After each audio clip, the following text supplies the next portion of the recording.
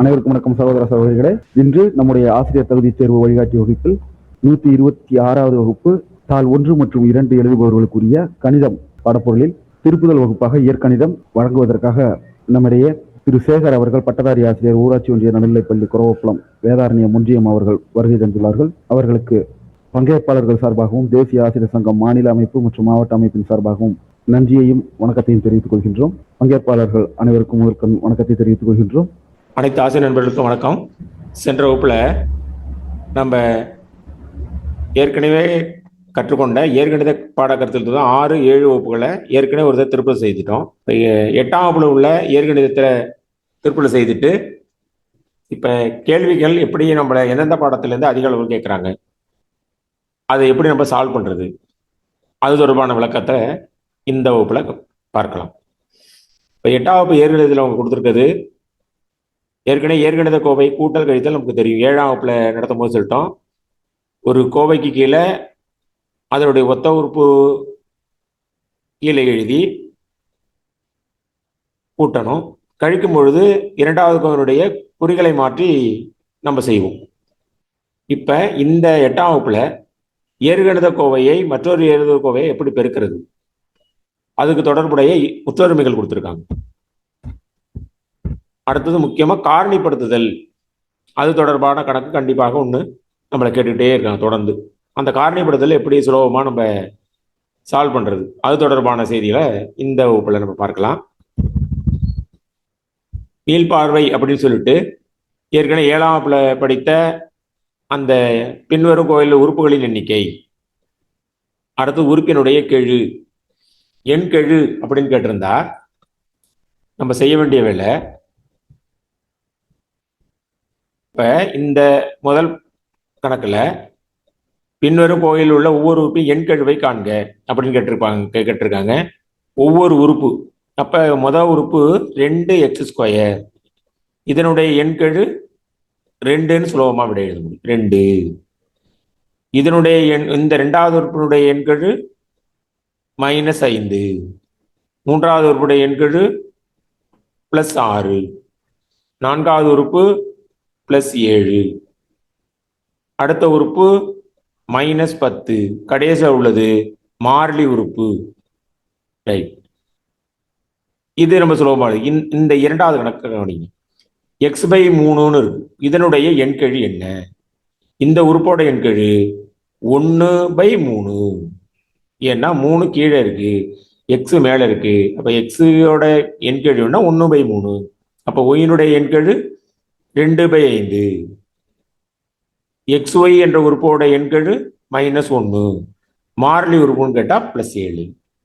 அப்போ ஒவ்வொரு உறுப்புடைய எண்கெழுன்னு கேட்டிருந்தா நம்ம செய்ய வேண்டிய வேலை, அதில் உள்ள ஒவ்வொரு உறுப்பு பக்கத்தில் பின்னாடி உள்ளதை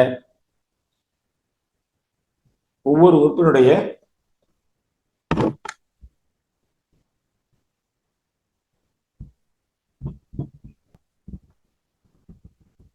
அடுத்தது இந்த ஒத்த உறுப்புகளை எடுத்து எழுது. இது நமக்கு சாதாரண கணக்கு தான். ஒத்த உறுப்புகள், இது நம்ம ஒத்த உறுப்புகள் எடுத்து எழுதும் பொழுது நம்ம ஏற்கனவே தெரியும், இந்த x² அப்படிங்கிற ஒரு உறுப்பு இருக்கு. அதனுடைய ஒத்த உறுப்பு எது அப்படின்னா அது தொடர்பான ஒத்த உறுப்புகளை நம்ம எடுத்து எழுதணும். x², இதனுடைய ஒத்த உறுப்பு யாரு, இப்படியே ஒவ்வொரு உறுப்பாக பார்க்குறோம்.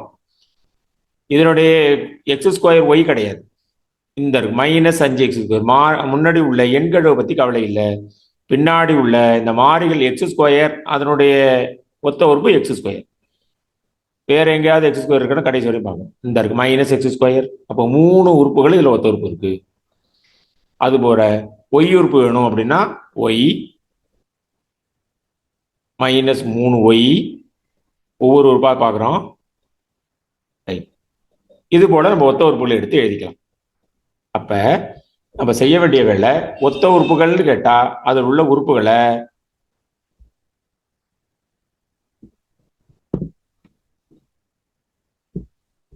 இப்போ நம்ம 8வதுல அறிமுகப்படுத்துகிற கணக்குகள் என்ன கொடுத்துருக்காங்கன்னா, குறிப்பு கொடுத்துருக்காங்க. பல்லுறுப்பு கோவை, அது தொடர்பான விளக்கம் கொடுத்துருக்காங்க. 2 அல்லது அதற்கு மட்டும் இயற்கணித கோவைகளை கொண்ட பல்லுறுப்புக்கோவை, அந்த பல்லுறுப்புக்கோவையை கீழே ஒரு பல்லுறுப்புக்கோவை கீழ்கண்டவற்றை கொண்டு இருக்காது அப்படின்னு ஒரு விளக்கம் கொடுத்துருக்காங்க. இதை நம்ம கண்டிப்பா தெரிஞ்சுக்கணும். கீழ்கண்டவற்றில் எது பல்லுறுப்புக்கோவை அல்ல அப்படின்னு கேட்டிருந்தா, முதல் குறிப்பை பார்க்குறேன், மாறியால் வகுத்தல். அப்ப மாறியால் வகுத்தல் ஒன்று கொடுத்துருக்காங்க. அங்க பார்த்தா 4x² இருக்கு, -5/1 + x. எக்ஸுங்கிறது கீழே இருக்கு, அதனால அது பல்லுறுப்புக்கோவை அல்ல. மாறியின் அடுக்கு குறை அடுக்கு -2 இருக்கு, அதனால அதுவும் பல்லுறுப்புக்கோவை அல்ல. மாறியின் அடுக்கு பின்னமா இருக்கு, எக்ஸின் அடுக்கு 1/2 இருக்கு, அதனால அதுவும் பல்லுறுப்புக்கோவை அல்ல. அப்ப பல்லுறுப்புக்கோவைன்னு சொன்னா மாறி கண்டிப்பா கீழே போகக்கூடாது, அடுக்கு மைனஸ்ல இருக்கக்கூடாது, அடுக்கு பின்னமா இருக்கக்கூடாது. இது பல்லுறுப்புக்கோவை. அடுத்து ஓருறுப்புக்கோவை தெரியும், இருறுப்புக்கோவை தெரியும், மூவுறுப்புக்கோவை. 3 உறுப்புகள் இருந்தா அது மூவுறுப்புக்கோவை, 2 உறுப்புகள் இருந்தா இருஉறுப்புக்கோவை, ஒரு உறுப்பு இருந்தா ஓருறுப்புக்கோவை. அந்த விளக்கம் நமக்கு தெரியும். இந்த இயற்கணித கோவை பெருக்கல் இது ரொம்ப முக்கியமானது. அப்ப ஒரு பல்லுறுப்புக்கோவையை மற்றொரு பல்லுறுப்புக்கோவையில பெருக்கும் பொழுது அந்த குறிகள் நமக்கு ஏற்கனவே தெரிந்ததுதான். Plus into plus plus, plus into minus minus தெரியும், மைனஸ் மைனஸும் பிளஸ் ஆயிடும், மைனஸ் இன்ட்டு பிளஸ் மைனஸ் ஆயிடும். இது பெருக்கல் கணக்கு. அப்ப முதல்ல குறிகளை பெருக்குவோம், அடுத்தது உறுப்புகளில் உள்ள நம்பரை பெருக்குவோம், மூன்றாவது மாறிகளை பெருக்குவோம். அந்த விதிகளை மட்டும் நாம முதல்ல குறியை பெருக்குவோம், நம்பரை பெருக்குவோம், அடுத்ததா மாறிகளில் பெருக்கும் பொழுது அடுக்கு விதியை பயன்படுத்தி பெருக்கும். இதை நம்ம நினைவில் வச்சுக்கணும். இங்க இயற்கணித கோவைன்னு கொடுத்துருக்காங்க. இயற்கணித கோவைக்கும் பல்லுறுப்புக்கோவைக்கும் உள்ள வேறுபாடு. இப்ப இயற்கணித கோவைன்னு சொன்னா அடுக்கு முழு எண்ணாவும் இருக்கலாம், பின்னமாவும் இருக்கலாம், குறைக்குரியதாக இருந்தா அதுக்கு பேர் இயற்கணித கோவையின் பேரு. பல்லுறுப்புக்கோவை மாறியின் அடுக்கு முழு எண்ணா மட்டும் இருந்தா மட்டும்தான் அதுக்கு பேர் பல்லுறுப்புக்கோவையின் பேர். இயற்கணித கோவைன்னு நமக்கு ஏற்கனவே தெரியும், எழுத்துக்களையும் எண்களையும் உள்ள ஒரு உறுப்பை கூட்டல் அல்லது கழித்தல் கொண்டு நம்ம சேர்த்து எழுதிப்போம், அது இயற்கணித கோவையின் பேர். இப்போ பல்லுறுப்புக்கோவைங்கிறது அடுக்குகள் கண்டிப்பாக மைனஸ்லையோ பின்னமாகவோ மாறியானது கீழே போய் வகுத்துக்கிட்டோ இருந்தா அது பல்லுறுப்புக்கோவை அல்ல. இதெல்லாம் நாம வச்சுக்கிறோம். அது உங்களுக்கு தெரியுமாங்கிற பகுதியிலே கொடுத்ததுனால அதை நல்லா நினைவில் வச்சுக்கணும். ரைட். இப்ப 2 அல்லது அதற்கு மேற்பட்ட ஓருறுப்புக்கோவை பெருக்குதல்னு ஒரு தலைப்புல கொடுத்துருக்காங்க.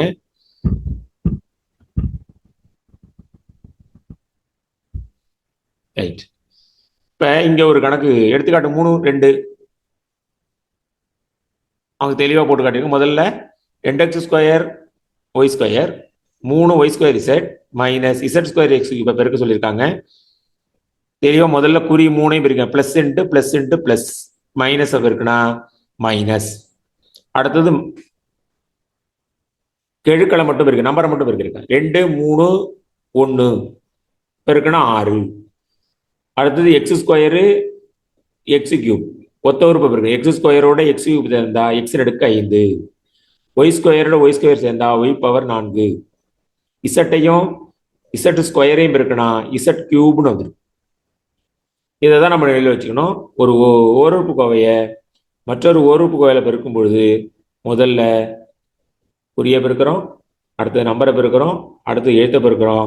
இங்க பக்கத்தில் உள்ள இவற்றை முயல்க கணக்கை நம்ம ஒரே ஒரு கணக்கு மட்டும் நம்ம செய்து பார்ப்போம். இப்ப இதுல இந்த இயற்கணித கணக்கை இந்த 3ab² -2 a²b³ பெருக்கிறதுக்கு முதல்ல நம்ம செய்ய வேண்டியது, இதுல குறி இல்லை அப்படின்னா இது பிளஸ் குறி, இதுல மைனஸ் இருக்கு. முதல்ல குறியை பெருக்கிறேன், பிளஸ் இன்ட்டு மைனஸ் மைனஸ். அடுத்த நம்பரை பெருக்கிறேன், 3ஐயும் 2ஐயும் பெருக்கிறேன் 6.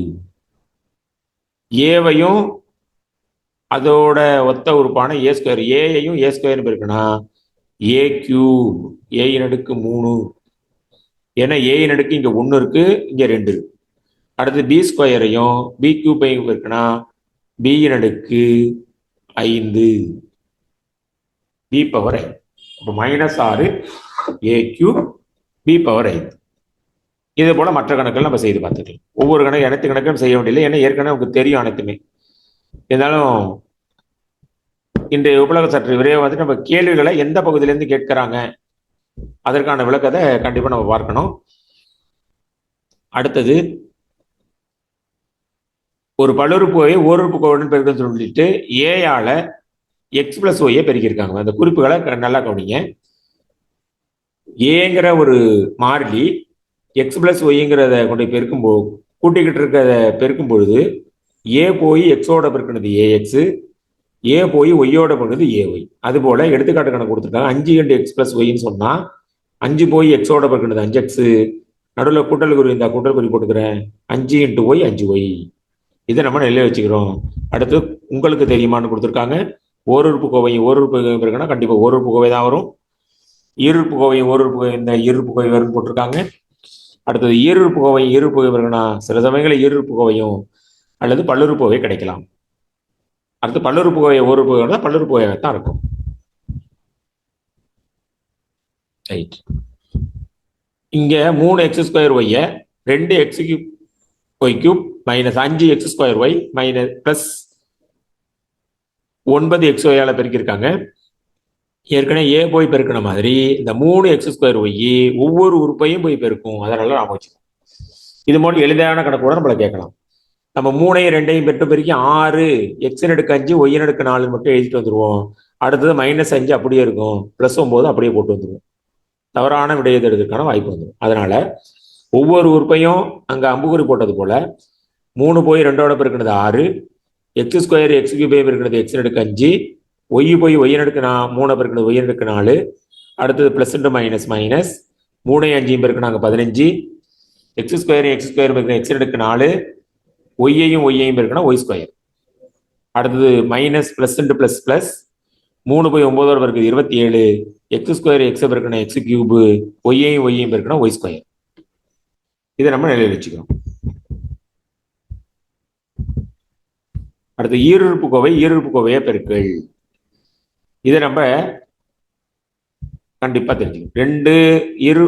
ரெண்டு உறுப்புகள் உண்ட ஈருறுப்புக்கோவையை மற்றொரு ஈருறுப்புக்கோவையை பெருக்கிறதுக்கு கிடைமட்ட பங்கீடுன்னு ஒன்று போட்டிருக்காரு, செங்குத்து பங்கீடு போட்டிருக்காரு, கட்டக முறைன்னு ஒன்று போட்டிருக்காங்க.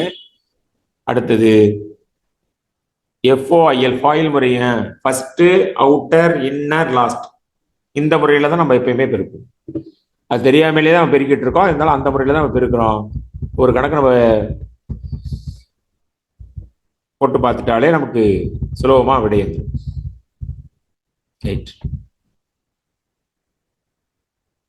இங்க ஒரு கணக்கு பார்க்கணும். இதுல ஒரு கணக்கு நம்ம பெருக்கி பார்த்துட்டோம்னா அந்த ஃபாயில் முறை நமக்கு கொஞ்சம் சற்று எளிமையா புரியும். இந்த கணக்கு எப்படியுமே 2x + 4ஐயும் + 3ஐயும் x - 4ஐயும் பெருக்கணும். அப்போ முதல்ல என்ன பண்ணணும், இந்த 2x போய் இந்த x பெருக்கும், 2x போய் x பெருக்குனா முதல்ல குறிய பெருக்கின பிளஸ் இங்க 1 இருக்கு, அதனால ஓர் 2 எக்ஸையும் பெருக்கினா x². இதுதான் முடிஞ்சுக்கணும். முதல் வேலை முடிஞ்சுது. அடுத்தது முதல் உறுப்பு போய் அடுத்த உறுப்பு x மைனஸ் இந்த -4 பெருக்க போது ப்ளஸ் × மைனஸ் மைனஸ் 2 போய் 4 பெருக்கினது 8, x அங்க நம்பர் இல்லை, மாறி இல்லை, அதனால x அப்படியே இருக்கு. ஒரு வேலை முடிஞ்சிருக்கு. அடுத்தது இந்த 3 போய் எக்ஸோட பெருக்கினது, இது மூணாவது வேலை. முதல் வேலை 2x x பெருக்கினேன், ரெண்டாவது வேலை 2x 4 பெருக்கினேன், மூணாவது வேலை 3x பெருக்கினேன் ப்ளஸ் 3x. அடுத்தது 3 போய் -4 பெருக்கினது -12. இதோட விரைய நிறுத்தக்கூடாது. எப்ப ஒத்த உறுப்பு வந்துட்டோ அவங்க 2 பேரும் சேர்த்து விட்டுறணும். விட இதுக்கான விட +2x², -8x +3x சேர்த்தா நல்லா அமைச்சுங்க. குறி 2 மாறி இருந்தா கழிக்கணுங்கிறத நம்ம 7ஆம் வகுப்புல முழுக்களில் கூட்டல் படிச்சிருக்கோம். அது எப்பயுமே நம்ம நினைவில் வச்சுக்கணும். குறி 2 மாறி இருந்தா கழிச்சு போடணும், குறி 2 ஒன்னா இருந்தா கூட்டி போடணும். இது -8x ப்ளஸில் 3x மீதம் உள்ளது மைனஸில் 5x -12 என்பதுதான் இதற்கான சரியானது. அப்போ FOIL அந்த முறையில் பெருக்கும்போது முதல்ல இங்கே 2 உறுப்பு இருக்கு, அதுலேயே 2 உறுப்பு இருந்தா விடையில மொத்தம் 4 உறுப்பு வரும். ஒத்த உறுப்புல இருக்கும்போது சேர்ந்து விடையில 3 உறுப்பு வரும். இதை நம்ம நிலையில் வச்சுக்கணும். இதே போல மற்ற கணக்குகளையும் செய்தாலே நமக்கு விடை சுலபமாக வந்துடும். இது எதுக்கு பயன்படும் அப்படின்னா, இந்த காரணிகள் கொடுக்கும் பொழுது அதுலேருந்து விடையை கண்டுபிடிக்கிறதுக்கு எனக்கு சுலபமாக இருக்கும். அப்போ இந்த மெத்தடை நம்ம கண்டிப்பாக ஞாபகம் வச்சுக்கணும். 4 உறுப்புகள், 2 உறுப்பு இருந்தா நமக்கு விடை மொத்தம் 4 உறுப்புகள். அது பிறகு பயிற்சி கணக்குகள் கொடுத்துருக்காங்க. ரைட். இந்த 9வது கணக்கு மட்டும் பாருங்க. ரைட். இப்ப 7p³ 2p² ஹோல் ஸ்கொயர்னு பெருக்கல் பண்ண போய் முதல்ல மொத்தம் மாறிகளை பெருக்கலான்னு போய் பார்த்தேன். பிராக்கெட் இருந்துன்னா முதல்ல அதை நம்ம விரிவு செய்யணும். 2p² whole square. அப்ப இதுக்கான விளக்கம், இந்த 2 போய் 2ஐயும் ஸ்கொயர் பண்ணும், p² ஸ்கொயர் பண்ணும். அப்ப 2 ஸ்கொயர் பண்ணா 4ன்னு வந்துடும், p² ஸ்கொயர் பண்ணா p⁴ வந்துடும். அப்ப இதை சரி பண்ணிட்டு போட்டா மட்டும்தான் நமக்கு சரியான விடை வரும். அவசரத்துல 2ஐயும் 2ஐயும் இருக்குன்னா 14, p³ இருக்கு, இங்க p⁴ வரும், 2 2 4, 3 12 போட்டா அந்த முதல் விடையை நம்ம சரின்னு செஞ்சுட்டு வந்துருவோம். அதனாலதான் முதல் விட ஒரு பழிச்சுட்டு கொடுத்துருவாரு. 7 2 14 அவசரத்துல p³ இருக்கு, பெருக்கல் பலன் சொல்லியிருக்கு, அப்ப அடுக்கையும் எல்லாத்தையும் பெருக்கி போட்டுருவோம். அது நம்ம செய்யக்கூடாது. அடுத்தது இதற்கான விட, அப்ப இப்ப 7ஐயும் 4ஐயும் இருக்கணும் 28, p³ p⁴, அப்ப அடுக்குகளை மாறியோட அடுக்குகளை கூட்டணும், p-ன் அடுக்கு 7 என்பது இதுதான் சரியானது. ரைட். இதை நம்ம நினைவில் வச்சுக்கிறோம். அடுத்து இந்த 11வது கணக்கை பார்க்கணும். பரப்பளவு கொடுத்துருக்கு, பக்க அளவு கட்டு. பரப்பளவு சதுரத்தின் பரப்பளவுலேருந்து பக்க அளவு வேணும்னா யாரை இருமுறை பெருக்கினா தானே பரப்பளவு வந்திருக்கும். அப்ப 36 x⁴ y⁴ ஸ்கொயர் ரூட் கண்டுபிடிக்கணும். இல்லை யாரை 2 தடவை பெருக்கினா இது வரும்னு கண்டுபிடிக்கணும். ஸ்கொயர் ரூட் கண்டுபிடிக்க தெரியலையே அப்படின்னா யாரை இருமுறை பெருக்கினா 36 வரும். 6, இந்த அளவு ஒரு 6 இருக்கு, இந்த அளவு ஒரு 6 இருக்கு, இந்த ஒரு -6. அப்ப இங்க x⁴ இருக்கு, இங்க x⁴ இருக்கு. x⁴ 2 வரை பெருக்குனா x⁴ y 2 வாட்டி பெருக்குனா y². இப்ப இந்த விடையும் சரியா தெரியுது, இந்த விடையும் சரியா தெரியுதுன்னா கண்டிப்பா பக்க அளவு குறையா இருக்க வாய்ப்பு இல்லை. அதனால இதுக்கு சரியான விடை 6 x⁴ y என்பது சரியான விடை. இதை நம்ம நிலையில் வச்சுக்கணும். முதல் விடையை பார்த்தோம்னா 36க்கு மட்டும் 6 போட்டிருக்காரு, x⁴ அப்படியே இருக்கு, y⁴ அப்படியே இருக்கு. அவசரத்துல 36 இந்த விடையை கிடைச்சு.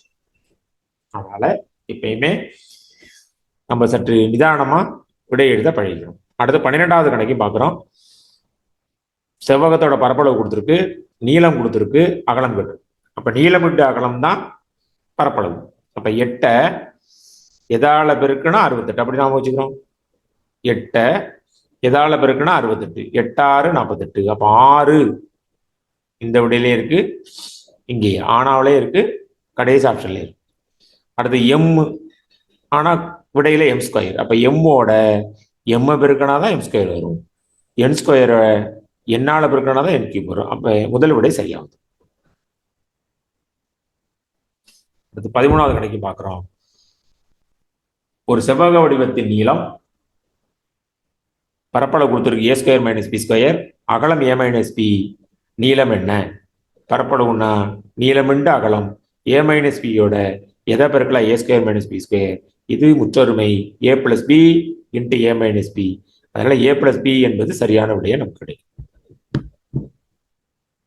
அப்ப இது மாதிரி சுலபமான கணக்குகள் தான் நம்மளை கேட்பாங்க. அதனால நீங்க ரொம்ப பயப்படுறதுக்கான தேவையே இல்லை.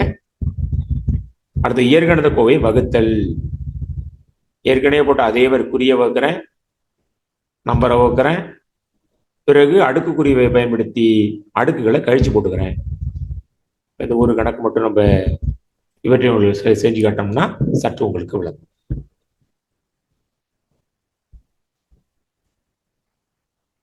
இந்த 2வது கணக்கு -20 a⁵ b² 2 a³ p⁴ 7 வகுக்கணும். முதல்ல என்ன செய்யறோம்? குறிய வகுக்கிறேன். கழித்தலை பிளஸ், மைனஸை பிளஸ் அளவு தான் மைனஸ். 20 2ஆல் வகுத்தா 10. a⁻5 a⁻3ஆல வகுத்தோம்னா a⁻5 a⁻3ஆல வகுத்தா a⁻5ல 3 போக 2. அப்ப a⁻2. அடுத்தது b⁻2 b⁻2 b⁻7ஆல வகுத்தா இதற்கான விட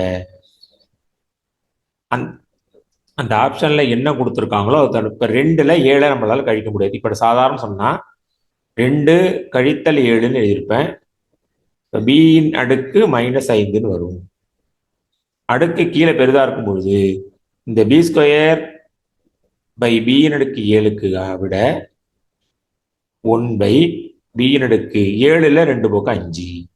அப்ப அதுக்கான விட 10 a² பை பியின் அடுக்கு 5 இந்த ஆப்ஷன் இருந்தா எழுதிக்கலாம். அப்படி இல்லைன்னா -10 a² பியின் அடுக்கு -5 இந்த ரெண்டுமே சரிதான். இப்போ அடுக்கில் அவங்க மைனஸ் வச்சு கொடுத்துருந்தாங்க அப்படின்னு சொன்னா இந்த விட, இல்லை அடுக்கில் நான் மைனஸ் வைக்கல அவர் பிளஸ் வச்சு தான் எழுதியிருக்காரு அப்படிதான் எழுதுவேன் அப்படின்னா கீழே எழுதிடுவேன். அடுக்குகளை மைனஸில் வச்சு எழுத மாட்டேன், இப்படிதான் வச்சு எழுதுவாரு அப்படின்னா இது மாதிரி தான் நான் பயன்படுத்துவேன். இதை நம்ம நினைவில் வச்சுக்கணும். அப்போ அந்த ஆப்ஷன் இல்லை, -5 ஆப்ஷன் இல்லை, 2ல் 7 கழிச்சேன் அப்படின்னு சொல்ல அடுக்கு எங்க அதிகமா இருக்கோ இந்த 2 வந்து கீழே வந்து கழிச்சு, இந்த 2 ஆனது கீழே வந்து கழிச்சு. அதனால b² பை பியின் அடுக்கு 7 விட 1 பை பியின் அடுக்கு 5. இதே கணக்கு பியின் அடுக்கு 7 முதல்லையும் பியின் அடுக்கு 2 கடைசியில் இருந்தா பியின் அடுக்கு 5 + 5 வந்துடும். அதனால இந்த கணக்கை நான் கூட சொல்லி காட்டேன். சரி, அடுத்து இந்த 7வது கணக்கு பாருங்க. 81 p² q⁴ square root of 81 p² q⁴ வகுக்கணும். அப்ப அதே நம்பரில் வகுக்கும்போது விட 1 எழுத வாய்ப்பு இல்லை. இப்ப இதை வகுக்கணும். யாரால வகுக்கணும்? ஸ்கொயர் ரூட் கண்டுபிடிக்கணும். 81ன்னா 9, p²னா p, q⁴னா q². இந்த இடத்த நல்ல வச்சுக்கணும்.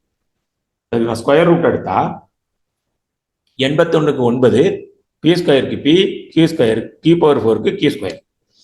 அப்ப இது ரெண்டே வகுக்க போறேன்.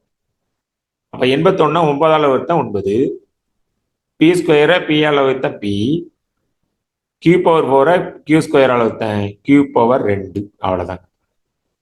இப்ப இந்த மாதிரி கணக்குகளை நம்ம சற்று நினைவு வச்சிருந்தோம்னா வகுத்தல்ல ஒரு கணக்கு ஒரு கேட்கணும் அப்படின்னா சுலபமாக தான் கேட்பாங்க. அதனால ரொம்ப கஷ்டப்பட்டு ரொம்ப கஷ்டமான கணக்கு நம்ம கேட்பதற்கான வாய்ப்புகள். அடுத்து ஓருறுப்பு கோவையால ஒரு பல்லுறுப்பு கோவையை ஓருறுப்பு கோவையால வகுத்தல். இதை நம்ம நிலையில வச்சுக்கிறோம். ஒரு 3 உறுப்பு உள்ள ஒரு பல்லுறுப்பு கோவையை 5y வகுத்து காட்டியிருக்காங்க. பெருக்கல் போலதான் இந்த 5y போய் ஒவ்வொரு உறுப்பையும் வகுக்கும். 5y போய் 5y வகுக்குது, -25y² 5y வகுக்குது, +8y 5y வகுக்குது. கடைசி ஆன்சரை பார்க்குறேன், y² -5y + 8/5 நமக்கு விட கிடைக்கும்.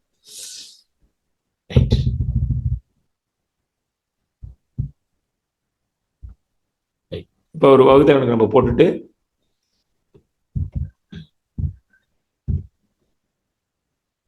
ரைட். இப்போ இந்த 4வது கணக்கு பார்க்கணும். இது போல சுலபமான கணக்குகள் நம்ம கேட்கலாம். இதை நம்ம தெரியாம விட்டுட்டு வந்துட்டு இது சாதாரண சுருக்குகன்னு கொடுத்துருக்காங்க. இதை சுருக்குவதற்கு முதல்ல போய் பார்க்குறேன். அப்போ மீசிமா எடுத்து கூட்டுவோமா சார் அப்படின்னா இது வகுத்தல் கணக்கை தெரியுமானது. 3m² m-ஆல வகுக்க சொல்லியிருக்காங்க. 3 1ஆல வகுத்த 3, m² m-ஆல வகுத்த m, + 2 1ஆல வகுத்த 2, m⁴ m³ வகுத்த m. அப்ப இதற்கான விட 5m. இதுதான் இதுக்கான ஆன்சர். இதை நான் மீசியமா எடுத்து கூட்டி பார்க்குறேன்னாலும் விட சரியா தான் வரும். ஆனால் சற்று கொஞ்சம் பெரிய விடையா போய் அப்புறம் நம்ம சுருக்க மாதிரி குறுக்க பெருக்கல் பண்ணி செய்யலாம். அதுபோல இதையும் நம்ம என்ன பண்ணிக்கணும், பெரிய கணக்கா இருக்கு நான் குறுக்க பெருக்க செய்ய வேண்டாம், அப்படியே முதல்ல சுருக்க முடியும்னு பார்க்குறேன். வகுக்க முடியும் 7, p⁻3 p² வகுத்த p³ கியூ கியூபை கியூவால் வகுத்த கியூ ஸ்கொயர் மைனஸ் 12 3ஆல் வகுத்த 4 பி கியூபை அதுக்கான வகுக்கிறதுக்கு ஆள் இல்லை, அதில் பி கியூப் அப்படியே போட்டுக்கிறேன். கியூ பவர் 4 கியூ ஸ்கொயர் வகுத்த கியூ ஸ்கொயர், இதை கண்டிப்பாக என்னால் சுருக்க முடியும். 7ல் 4 போக 3 மிச்சம் பி கியூப் கியூ ஸ்கொயர். அவ்வளோதான். இப்போ இந்த 3வது கணக்கை நம்ம வகுத்து பார்க்கணும். அப்போ இதை வகுத்தில் என்ன பண்ணணும், 3 உறுப்புகளையும் இந்த 6xy ஆனது வகுக்கும். ஒவ்வொரு உறுப்பையும் வகுக்க போகிறேன். 5xy ஸ்கொயர் ஒய் ஸ்கொயரை 6xy ஆல் வகுக்கணும் மைனஸ் 12x ஸ்கொயர் ஒய் கியூபை 6xy ஆல் வகுக்கணும். 6xy 6xy ஆல் வகுக்கணும். அவ்வளோதான். இதை வகுத்துனா நமக்கு சாதாரண வந்துடும். 5 6ஆல் வகுக்கணும். 5 6ஆல் வகுக்க முடியல, அப்போ 5/6 அப்படியே இருக்கும். இதை தான் நினைவில் வச்சுக்கணும். எக்ஸால் வகுத்த 1, ஒய் ஸ்கொயரை ஒய்யால் வகுத்த ஒய் மைனஸ் 18 6ஆல் வகுத்த 3, எக்ஸ் ஸ்கொயர் எக்ஸால் வகுத்த எக்ஸு, ஒய் கியூப் ஒய்யால் வகுத்த ஒய் ஸ்கொயர் கூட்டல் 6xy 6x வகுத்த 1 இல்லை 6 6ஆல் வகுத்த 1, எக்ஸால் வகுத்த 1, ஒய்யால் வகுத்த 1 ப்ளஸ் 1. அந்த விட கண்டிப்பாக 1 இருக்கணும். அவசரத்தில் 1 தானே விட்டுறக்கூடாது, ஏன்னா ப்ளஸ் 1ன்னு இருக்கு. அதனால 5/6y மைனஸ் 3xy ஸ்கொயருங்கிறத மொதல் ஆப்ஷன் இருக்கலாம். 6yxy 6x எடுத்தா 1ன்னு விட்டுடுவேன் அப்படின்னு நம்ம நினைவில் செஞ்சிடக்கூடாது. இதை நம்ம நினைவில் வச்சுக்கணும்.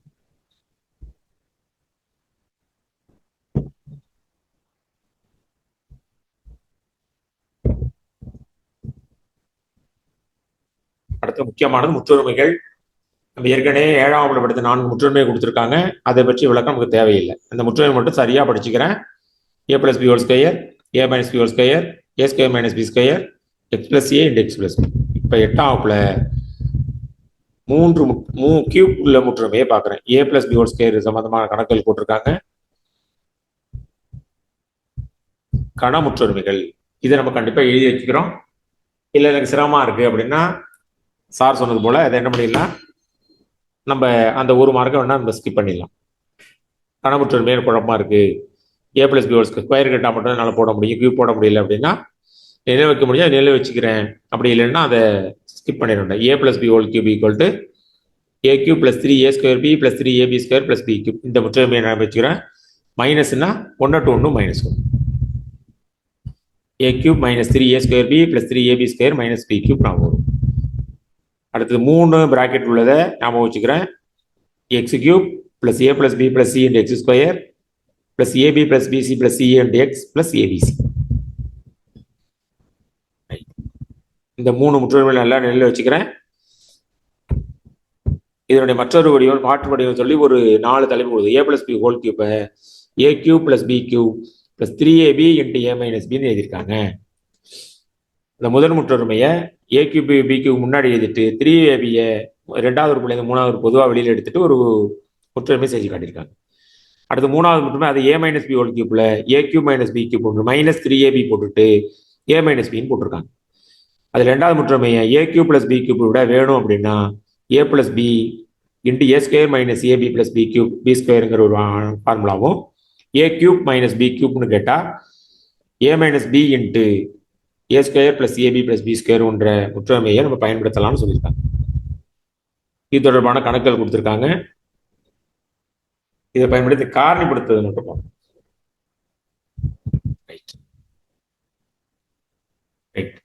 இதுல ஏன்னு சில கணக்குகள் திறமையை கேட்கலாம். அப்ப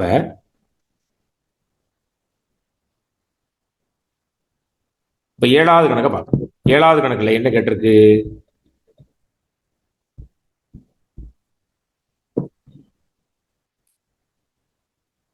x² - y² 16ன்னு கொடுத்துட்டாங்க, x + yக்கு 8ன்னு கொடுத்துருக்காங்க, x - y. இப்போ இது நம்ம என்ன தெரியணும், இந்த ஃபார்முலா நமக்கு தெரியணும்.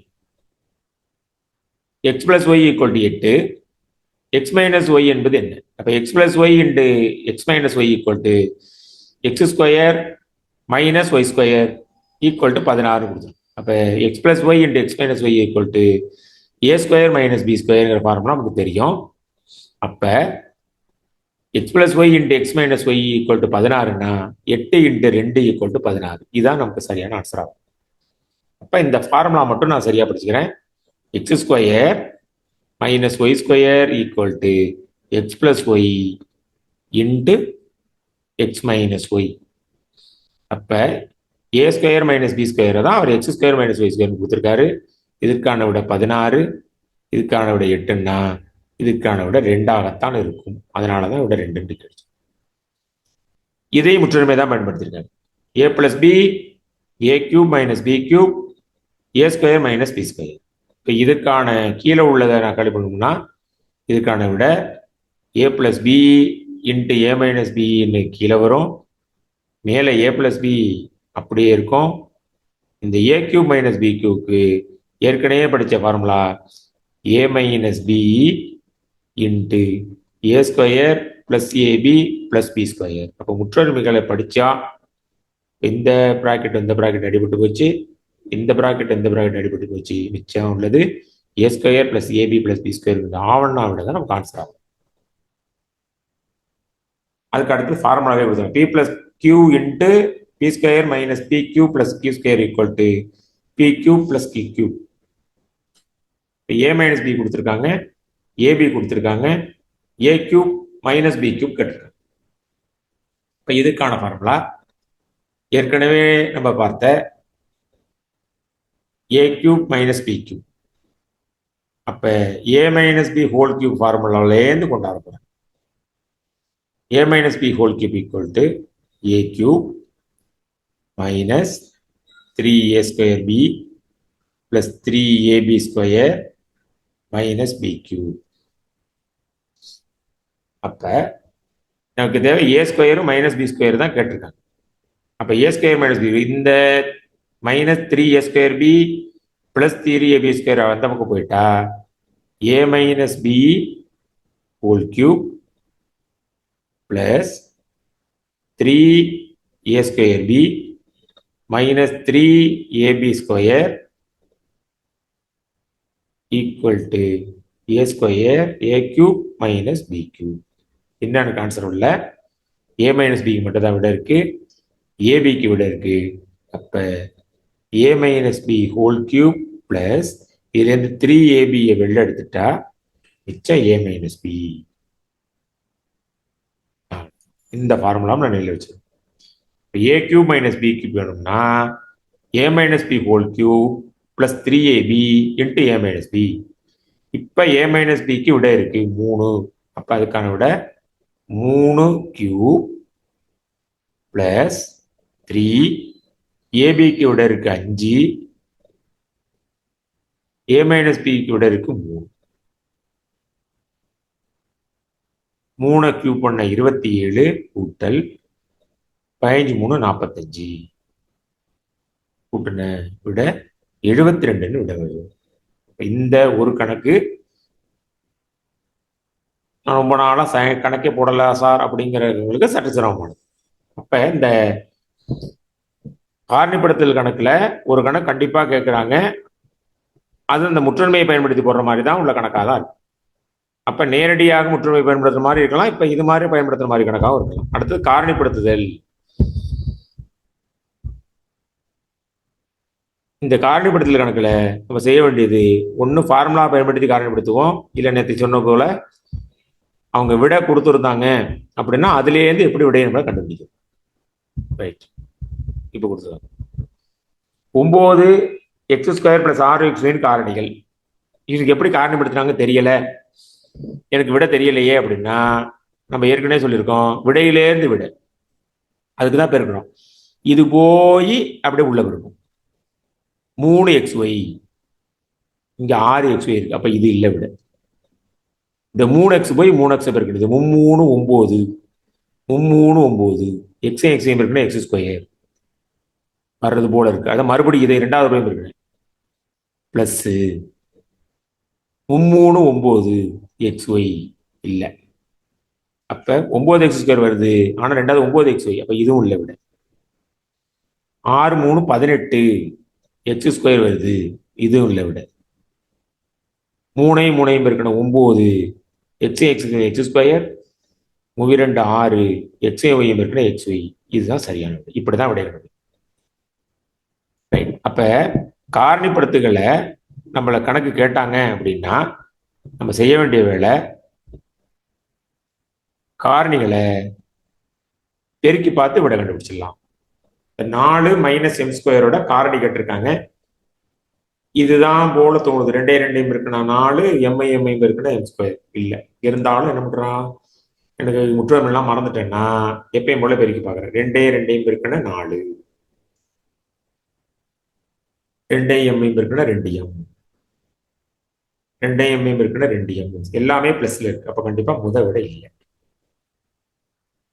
2 2 இருக்குன்னா 4, 2 m இருக்குன்னா -2m, இந்த -m 2 இருக்குன்னா -2m, m இருக்குன்னு அடுத்து m போய் m-ஓட இருக்குனது +m² வந்துட்டு -m² இருக்கு. 2m 2m 4m ஆயிடும். அப்ப இதுவும் இல்லை விட. 2 போய் 2 பெருக்கிறது 4, இந்த 2 போய் m பெருக்கிறது -2m, +m போய் 2 பெருக்கிறது +2m, +m -m -m². இது விடை இல்லைன்னு சொல்லக்கூடாது. -2m +2m சேர்ந்தா 0 ஆயிடும். அப்ப மிச்சம் உள்ளது 4 - m². அப்ப இந்த ஆப்ஷன் தான் சரி. இல்ல நான் முற்றொருமை படிச்சிருக்கேன்னா a + b × a - b formula வச்சு எழுதியிருக்காங்க. இதை நம்ம நாம வச்சு. அடுத்தது x + 4 × x - y 5 ஆகியவை எதனுடைய காரணியில் கேட்டிருக்கு. எனக்கு காரணிப்படுத்தவே தெரியாதுன்னு சொல்லும் பொழுது நம்ம அதுக்கு தான் பெருக்கல் தெரிஞ்சுக்க, அதை மட்டும் மாற்றி தெரிஞ்சுக்கணும்னு சொல்றோம். x போய் x பெருக்கிறது x², x போய் -5 பெருக்கிறது -5x, 4 போய் x பெருக்கிறது +4x, 4 போய் -20. சரி பண்ணணும் சொல்லியிருக்கோம். x² மொத்த உறுப்பு -x -20. இங்க இருக்கு கடைசி ஆப்ஷன். இப்ப இந்த -5xம் +4x இருந்தா -x வரும் நமக்கு தெரியணும். அவசரத்துல -9x போட்டு வந்த விட இருக்கு. அவசரத்துல +4ம் -5 இருக்கு, +20 அந்த ஆப்ஷன் இருக்கு. அதனால கொஞ்சம் நிதானம். அப்ப இந்த மாதிரி கணக்குகள் போடும்போது நம்மள அப்படியே மனசால பெருக்க வேண்டாம். சரி, கண்டிப்பா போட்டு பார்த்தே விடையும். ரைட். அடுத்து இந்த 9வது கணக்கு பார்ப்போம். அதுல 1 - m³ கொடுத்து சேகர் சார், இந்த சொல்லுங்க. 8வது கணக்குல p-ன் மதிப்பு கேட்டிருக்காங்க. ஆமா, அது நார்மலா வந்து 3ன்னு போடுறதா இல்ல -3ன்னு போடுறதா அப்படிங்கிற ஒரு குழப்பம் வரும். அதை மட்டும் கொஞ்சம் சொல்லுங்க.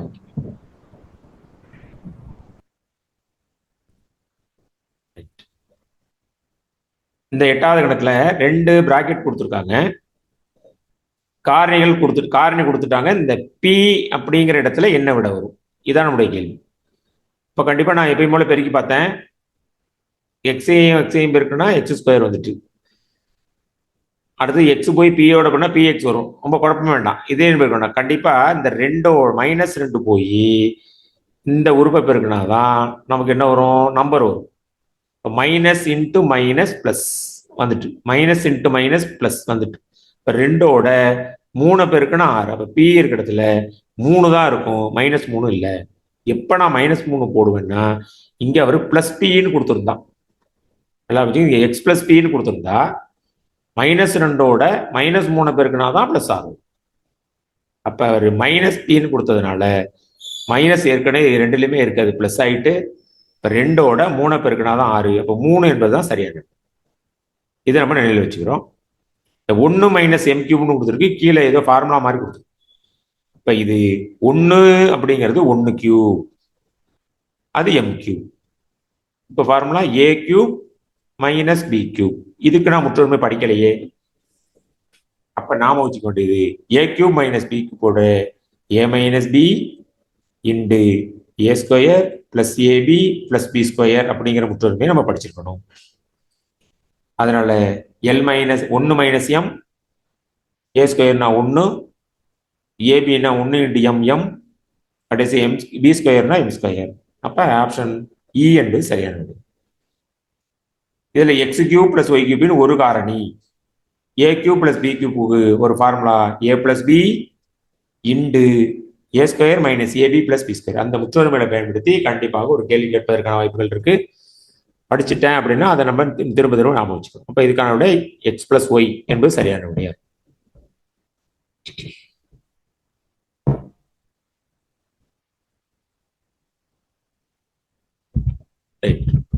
இப்ப சாதாரணமா சமன்பாடை தீர்க்க சம்பந்தமான கணக்குகள் கொடுத்துருக்காங்க.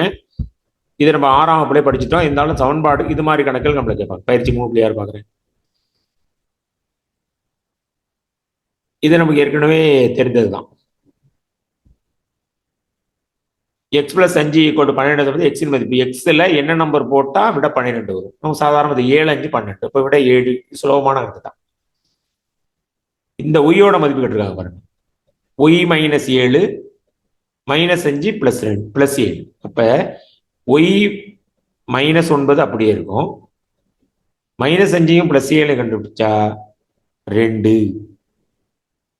அப்ப இதற்கான விட ஒய் விட வேணும்னா 2 கழிச்சுக்கிட்டு இருக்கும் போது ஈக்குவல் தான்னா நமக்கு ஏற்கனவே கூட்டும். Y equal to 11. அப்படி இல்லை அப்படின்னா ஒய் மைனஸ் 9 ஈக்குவல் டு 2ன்னா எதுலேருந்து 9 கழிச்சா 2 வரும். அப்படி நினைச்சாலும் நம்ம 11 விட எழுதலாம் சுலபமா. ரைட்.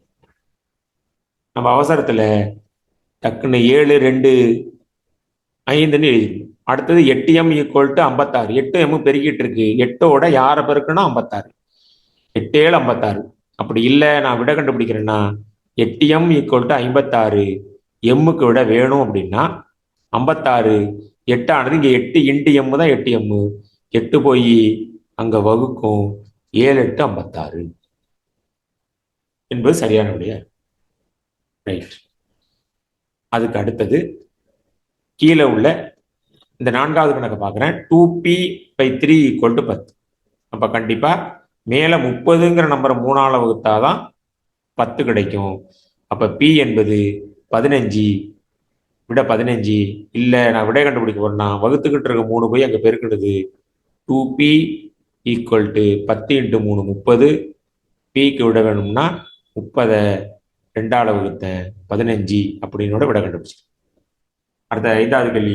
ஒரு மாறியில் அமைந்த ஒருபடி சமன்பாட்டிற்கு ஒரு தீர்வு மட்டும்தான் இருக்கும். அதை நம்ம மறந்துடக்கூடாது. ஒரு தீர்வு தான். 2 3 விட வர்றதுக்கு வாய்ப்புகள் இல்லை. ரைட்.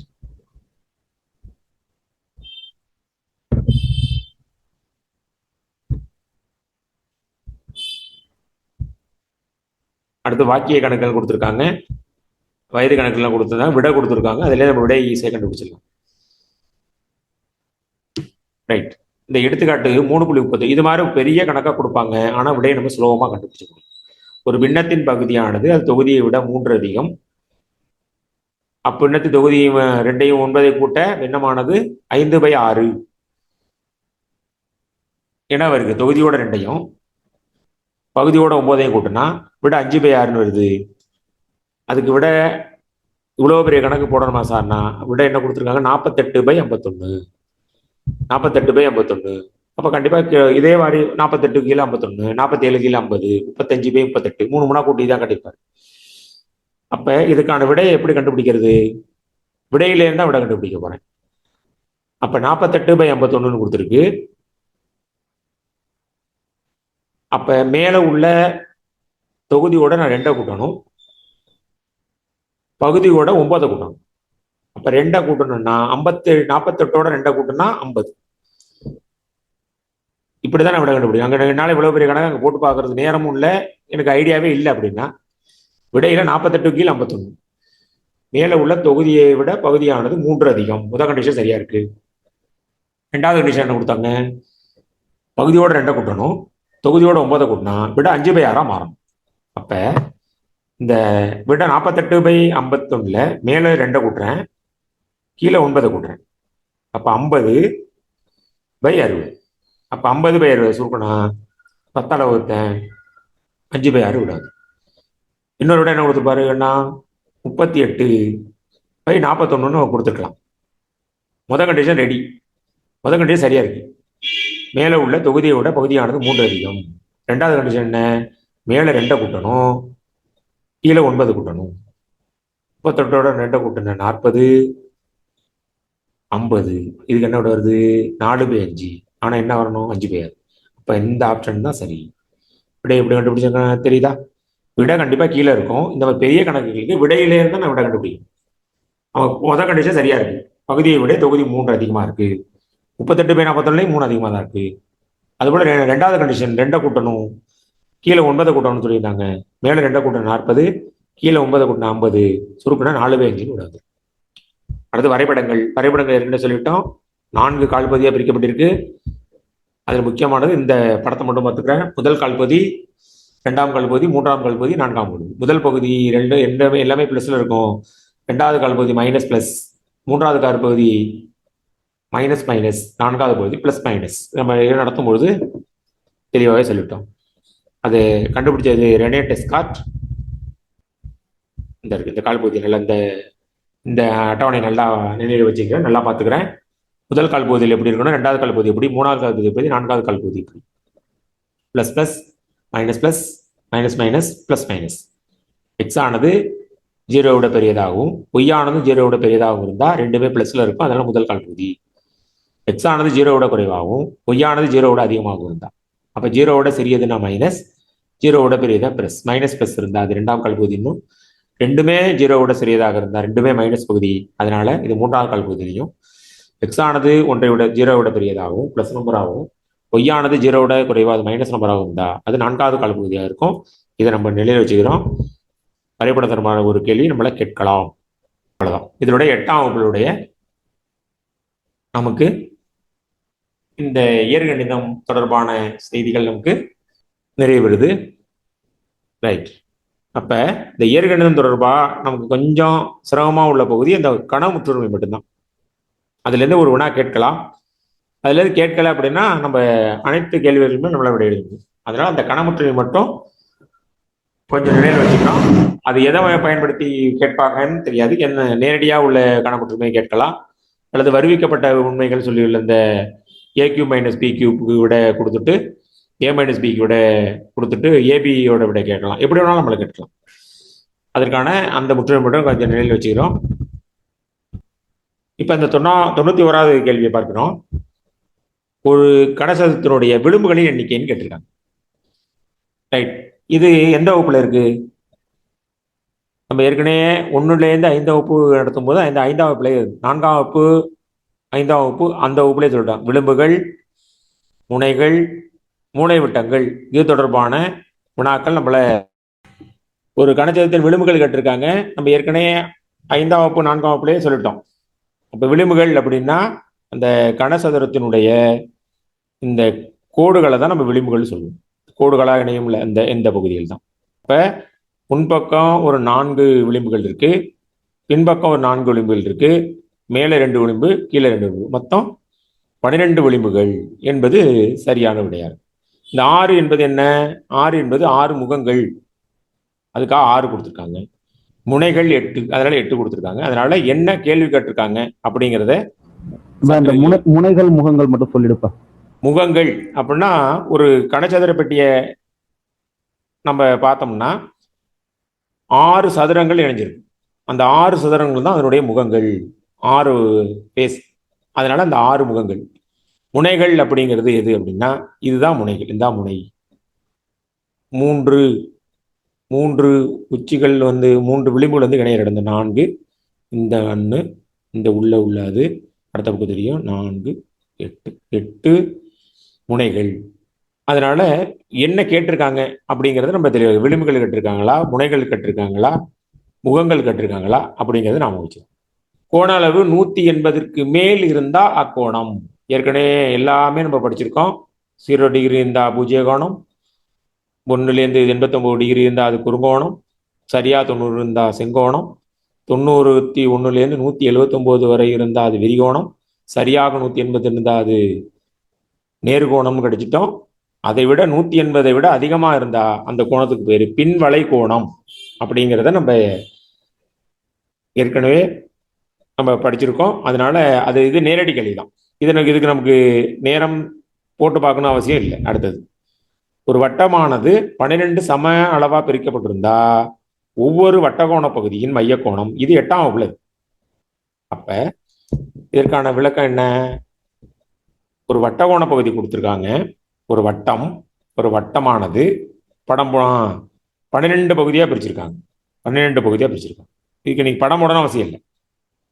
எத்தனை சம பகுதியா பிரிச்சிருக்காங்க? 12. ஒரு வட்டம்னாலே எத்தனை டிகிரி? 360 டிகிரின்னு நமக்கு தெரியும். எத்தனை சமபகுதியால பிரிச்சிருக்காங்க? 12 சமபகுதியால பிரிச்சிருக்காங்க.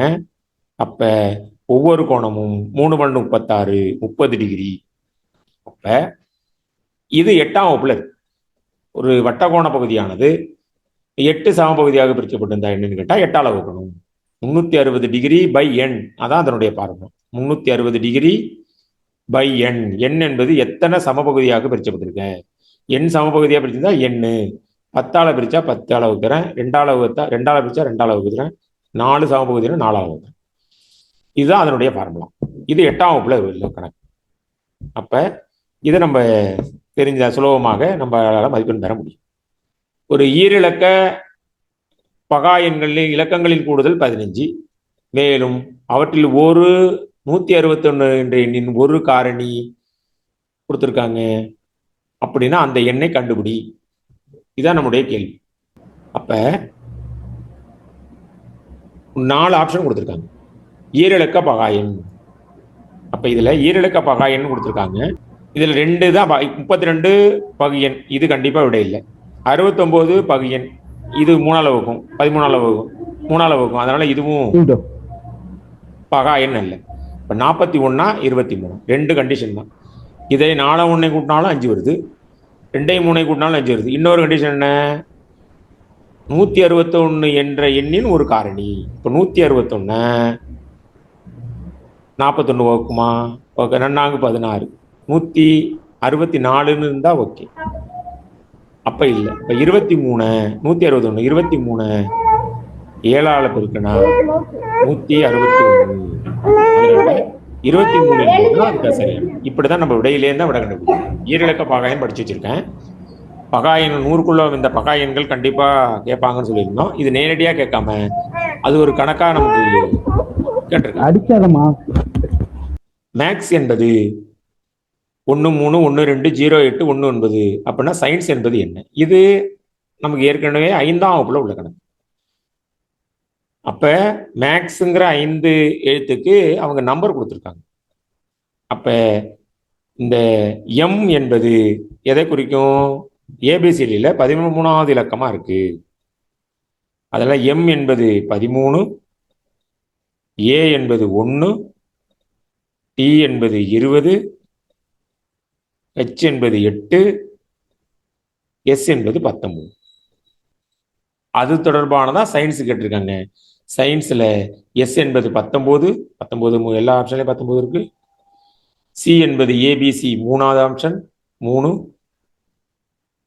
ஐ என்பது 9வது எழுத்து, இ என்பது 5வது எழுத்து, என் என்பது 14வது எழுத்து, சி என்பது 3வது எழுத்து, இ என்பது 5வது எழுத்து. அதனால இந்த விட நமக்கு சரியா வரும். அப்ப இது மாதிரி எண்கள் கொடுத்திருந்தா, எழுத்து ஒரு வார்த்தையை கொடுத்து எண்கள் கொடுத்திருந்தா நமக்கு கண்டிப்பா அங்க அல்பாபெட் ஏபிசிடி எழுதி 1 2 3 கொடுக்கணும் அப்படிங்கிறத நினைவில் வச்சுக்கிறோம். இது சின்ன வகுப்புல இருக்கு. அடுத்து ஏறு வரிசையில் எழுதுக. அப்ப √64 6 ஸ்கொயர் 6 24 2/4. இப்ப இதுல ஏறு வரிசை நமக்கு தெரியும். சாதாரண எண்களை கொடுத்து ஏறு வரிசை கேட்காம இது மாதிரி எண்கள் கொடுத்துருங்க. ஸ்கொயர் ரூட் ஆஃப் 64 அப்படின்னா இதுக்கு விட 8. 6 ஸ்கொயரை 36 நமக்கு தெரியணும். 6 தெரியும். 2/4 2 × 2 × 2 × 2 அப்படின்னா 16. இப்போ இதை நேரடியாக நம்பராக இருந்தால் நம்ம விட ஈஸியாக எழுதிருக்கோம். ஸ்கொயர் ரூட்டு, ஸ்கொயரு, அடுக்கு எல்லாத்தையும் கலந்துருக்காங்க. இப்போ எல்லாத்துக்கும் நமக்கு விட தெரியும். இப்போ நமக்கு விட தெரியும். முதல் விட 6, அடுத்து 8ன்னு வந்தனால √64, 16 2/4, 36 6 ஸ்கொயர். அப்போ சி ஆப்ஷன் சரி. அப்போ ஒவ்வொரு கணக்குலையும் அவங்க ஏதாவது ஒரு நேரடி கணக்கை கேட்காம நமக்கு தெரிந்ததை பயன்படுத்துற மாதிரி தான் கேட்டிருக்காங்க. அடுத்தது கீழே அடுத்த நம்பர் கேட்டிருக்காங்க. கீழ்காண அமையும் அடுத்த எண் என்ன? 2 9 28 65 126. 2 9 28 65 126. இதற்கான தொடர்பு நம்ம இங்க கண எண்கள் தொடர்பான எண்கள் கொடுத்துருக்காங்க. 2ன்னு கொடுத்துருக்காங்க, அடுத்து 9. இப்ப முதல் நம்பர் என்ன? 1 கியூப், அதோட 1 கூட்டியிருக்காங்க, இப்படி 2 வந்திருக்கு. 2 கியூப், அதோட 1 கூட்டியிருக்காங்க, 8 1 9 வந்திருக்கு. 3 கியூப்னா 27, அதோட 1 கூட்டினா 28 வந்திருக்கு. 4 கியூப்னா 64, அதோட 1 கூட்டினாங்க 65. 5 கியூப்னா 125, அதோட 1 கூட்டினா 126. இப்போ நேரடியா 1 8 27 64 125 டேஷ்னு ஏன் கொடுக்கல? இந்த 1 8 27 64 பார்த்த உடனே நமக்கு கியூப் நம்பர் நாம வந்துடும். கியூப் நம்பரும் தெரியணும், ஆனால் நமக்கு விடையும் வரக்கூடாது. அது மாதிரி உள்ள நம்பராக தான் கொடுத்துருக்காங்க. அப்போ 1 கொடுக்காம 2 கொடுத்துருக்காரு, 8 கொடுக்காம 9. அப்போ எல்லா கியூப் நம்பர் கொடுத்து ஒரு நம்பர் கொடுத்துருக்காங்க. அப்போ அடுத்த நம்பர் என்ன? 6 கியூப். 6 கியூப் 6 3 வாட்டி பேருனா 216, அதோட 1 கூட்டுன 217. அப்போ அதான் பி ஆன்சர். ரைட். நம்ம செய்ய வேண்டிய வேலை, ஒவ்வொரு கணக்குலையும் எந்த எண்ணம் கொடுத்திருந்தாலும் அதுலேருந்து விடைகளை எப்படி கண்டுபிடிக்கணும் அப்படிங்கிறத நம்ம ஞாபகம் வச்சு. 300 கிலோகிராம 100 கிராமால வகுக்கணும். அப்போ வகுக்கணும்னு சொன்னாலே ரெண்டுமே ஒரே அழகா மாத்திக்கிறேன். 300 கிலோகிராம் 300 பெருக்கல் 1000 கிராம், 3 லட்சம். அதை எதால வகுக்கணும்? 100ஆல வகுக்கணும். 2 0 கேன்சல் பண்ணிக்கிறேன். அப்போ விட 3000 கிராம். அப்ப 300 100ஆல வகுக்கணும்னா ரெண்டுமே கிலோகிராமா இல்லை, 1 கிலோகிராம் 1 கிராம். கிலோகிராம கிராமா மாத்திட்டு அதை கிராமால வகுக்கிறேன். அடுத்த கேள்வி, எது பெரியது? Gram, milligram, centigram, decigram. அப்ப எல்லாத்தையும் ஒரே அழகா நம்ம மாத்தணும். அப்ப எல்லாத்தையுமே நான் கிராமா மாத்துறேன் அப்படின்னு சொன்னாலும் சரி, இல்லை டெசிகிராமா மாத்தினாலும் சரி, சென்டிகிராமா மாத்தினாலும் சரி, இப்போ எல்லாத்தையும் ஒரே அழகா மாத்துக்கிறேன். இப்போ பார்த்தாலும் 0.005 கிராம்ங்கிறது மிகச்சிறியதா இருக்கு, கிராம்னு கொடுத்துருக்காங்க.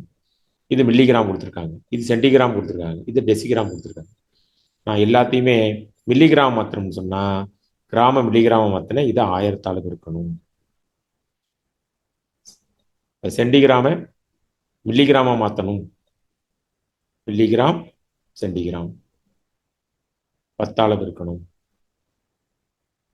சென்டிகிராம டெசிகிராம மில்லிகிராம் மாத்தணும்னா 100ஆல இருக்கணும். ஏற்கனவே அலகு மாற்றத்துல படிச்சுட்டோம். முதல்ல உள்ளது kilogram, hectogram, megagram, gram, decigram, centigram, milligram. மேலேருந்து கீழே வந்தா பெருக்கணும், கீழேருந்து மேலே போனா பெருக்கணும். அப்ப மேலேருந்து கீழே வரும்போது பெருக்கிறேன். டெசிகிராம மில்லிகிராமா எல்லா கணக்கும் நான் மில்லிகிராமா மாத்துறேன், 100ஆல பெருக்கிக்கிறேன். சென்டிகிராம் 10ஆல பெருக்கிக்கிறேன். கிராம மில்லிகிராம் 1000ஆல பெருக்கு, மில்லிகிராம் அப்படியே இருக்கு. இப்போ 1000ஆல பெருக்குனா இந்த 3 இலக்கங்கள் நகரும். விட 5ன்னு வந்துருக்கு, 5 மில்லிகிராம். இதை 10ஆல பெருக்குனேன் 0.5, 5 பெருக்குன்னா 500 வந்துருக்கு, 500 மில்லிகிராம். அதனால 5 டெசிகிராம் என்பது சரியான விடைன்னு நம்ம எழுதிருக்கோம். இப்ப அலகு மாற்றத்திலிருந்து ஒரு கணக்கு நம்மள கேட்கிறாங்க. இப்ப அலகு மாற்றம் இதை நம்ம நிலையை வச்சு, இது சின்ன கிளாஸ்ல இருக்கு. இப்ப இதுல என்ன கேள்வி கேட்டிருக்காங்க?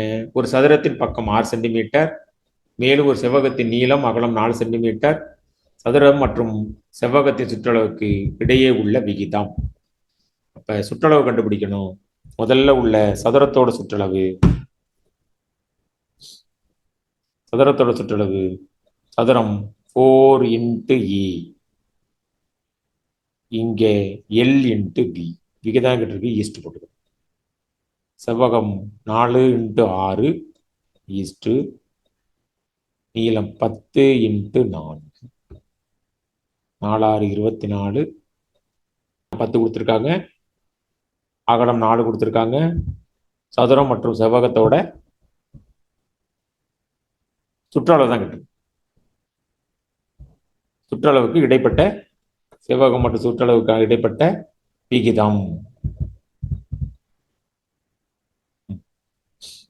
அப்ப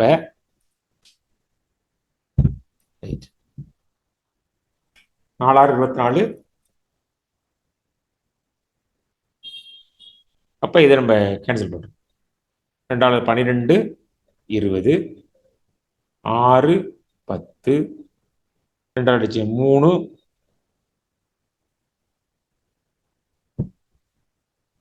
அப்ப சதுரத்தின் பக்கம் கொடுத்துருக்காங்க. சதுரத்தின் பக்கம் 6 சென்டிமீட்டர். சதுரம் மற்றும் செவ்வகத்தின் சுற்றளவுக்கு இடையேயான விகிதம் தான் கேட்டிருக்காங்க. அப்ப இதற்கான விட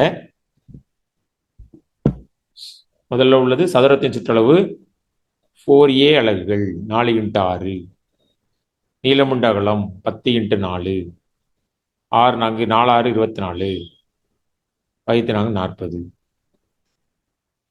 இப்ப 4ஆம் வாய்ப்பாடு சொல்லியிருக்கிறேன். 6 4 24 5 4 40. அப்ப 3 2 6 I 2 10. இப்போ ஸ்கொயருக்கும் ரெக்டாங்கிள்களோட 3:5 என்ற விடை தான் நமக்கு வருகிறது. இது கிழமை கணக்கு ஒன்று கேட்டிருக்காங்க. 2020 ஜனவரி மாதம் முதல் நாள் திங்கட்கிழமை, 2020 ஆண்டு மே மாதம் முதல் நாள் எண்ணக்கிழமை. அப்போ ஒவ்வொரு மாதத்திலும் உள்ள நாட்களின் எண்ணிக்கையை நம்ம கண்டுபிடிக்கணும். ஜனவரி மாதம் முதல் நாள் திங்கக்கிழமைன்னு கொடுத்துட்டாங்க. அப்போ ஜனவரி மாதம் மொத்தம் 31 நாள், முதல் நாள் கொடுத்துட்டாங்க 30. பிப்ரவரி லீப்பாண்டு அதனால 29, மார்ச் 31, ஏப்ரல் 30, மே மாதம் முதல் நாள் அப்போ ஒரு நாள் முதல் நாள் கூட்டிட்டு 11 மிச்சம் 1 6 3 9 121. அப்போ 121 7ஆல் வகுத்தேன். 1 7 7 மிச்சம் 5 51 7 7 49 மீதம் 2. 2 நாள்லாம் திங்கக்கிழமைக்கு பிறகு 2வது நாள் செவ்வாய் புதன். திங்கக்கிழமைக்கு பிறகு 1 செவ்வாய் 2 புதன். அதனால புதன்கிழமை அப்படிங்கிற விடைய நம்ம சுலபமாக கண்டுபிடிச்சிருக்கோம். அப்போ கிழமை கணக்கு ஒன்று நம்மள கேட்கிறாங்க. இது 6ஆம் வகுப்புல இருக்கு. ரைட். அடுத்த கேள்வி, கடிகாரத்தில் சரியாக 5 மணி காட்டும் பொழுது மணிமுள்ளுக்கும் நிமிடமுள்ளுக்கும் இடையே பெரிய மற்றும் சிறிய கோணங்களுக்கு இடையே உள்ள கோணங்கள் முறையேன்னு கேட்டிருக்காங்க. இப்ப சரியாக 5 மணி. அப்ப சரியாக 5 மணி கொடுத்ததுனால கடிகாரத்துல 12, இது 6, இது 3, 9. நமக்கு தெரியும் 5 மணிங்கும் போது ஒவ்வொன்றும் எத்தனை டிகிரி? 30 டிகிரி. ஒவ்வொரு மணி நேரமும் 30 டிகிரி. அப்ப 5 மணி நேரம் I3 18 150 டிகிரி. இங்க 7 மணி நேரம் 210 டிகிரி. மொத்தம் 360 வரணும். பெரிய கோணம் 210, சிறிய கோணம் 150. அதான் 210 150 சரியான விடை. அது ஒரு லீப் எடுத்து சுதந்திர தினத்திற்கும் அக்டோபர் 24க்கும் இடைப்பட்ட மொத்த நாட்கள். இப்ப சுதந்திர தினம் நமக்கு தெரியும் ஆகஸ்ட் 15, அக்டோபர் 24. இப்போ ஒவ்வொரு மாதத்துக்கும் இடைப்பட்ட நாளை நம்ம இடைப்பட்ட நாள் கேட்டிருக்கு. அதனால ஆகஸ்ட் மாசம் 31 நாள்ல 15 கழிச்சுட்டேன், மிச்சம் 16 நாள் இருக்கு. ஆகஸ்ட், செப்டம்பர் 30 நாள், அக்டோபர் 24 வரை கேட்டிருக்காங்க. அப்ப 23 நாள் இடைப்பட்ட நாளுங்கிறது 23 கூட்டுன 69 நாள். இடைப்பட்ட நாட்கள் கடிம கணக்கு கொடுக்கறதுல இதுல 2 கேள்வி கேட்டுட்டாங்க இந்த வரிசையில. அப்ப அதை நம்ம நினைவில் வச்சுக்கிறோம். இந்த கிழமை கண்டுபிடிக்கிறது நாட்கள் கண்டுபிடிக்கிறது நாம வச்சுக்கிறோம். 10 விவசாயிகள் சேர்ந்து ஒரு வயலை 21 நாட்களில் விடுகிறார்கள் எனில் 14 விவசாயத்தில் விடும்போது எத்தனை நாட்கள் குறைக்கப்படும்? எத்தனை நாட்கள் குறைக்கப்படும்? வினாக்கள் நாம வச்சுக்கிறேன். 10 விவசாயி 21 நாள். 14 விவசாயி எத்தனை நாள்ல முடிப்பாங்கன்னு கேட்கல, வேலை எத்தனை நாள் குறைக்கப்படும் கேட்டிருக்காங்க. கேள்வி நல்லா போச்சு. அப்ப இந்த மாதிரி கேள்விகளுக்கு விட கண்டுபிடிக்கிறதுக்கு மாறல் தெரிஞ்சா மாறல் வச்சு போடலாம். ஆட்களும் நாட்களும், ஆட்கள் அதிகரிக்கும் பொழுது நாட்கள் குறையும். எனவே இது எதிர்மாறல். அப்படி இல்லை, நமக்கு தெரிஞ்ச ஒரே 3 விவரம் கொடுத்தாலும் சரி, 2 கொடுத்தாலும் சரி, கொடுத்த விவரம் என்ன? P1, D1, H1, W1, P2, D2, H2, W2. வேலை நம்ம இதில் கொடுக்கல. விவசாயிகள் கொடுத்துருக்கு, நாட்கள் கொடுத்துருக்கு, நேரம் கொடுக்கல, அவ்வளோதான். P1 D1 P2 D2. P1 எவ்வளவு? 10. D1 எவ்வளவு?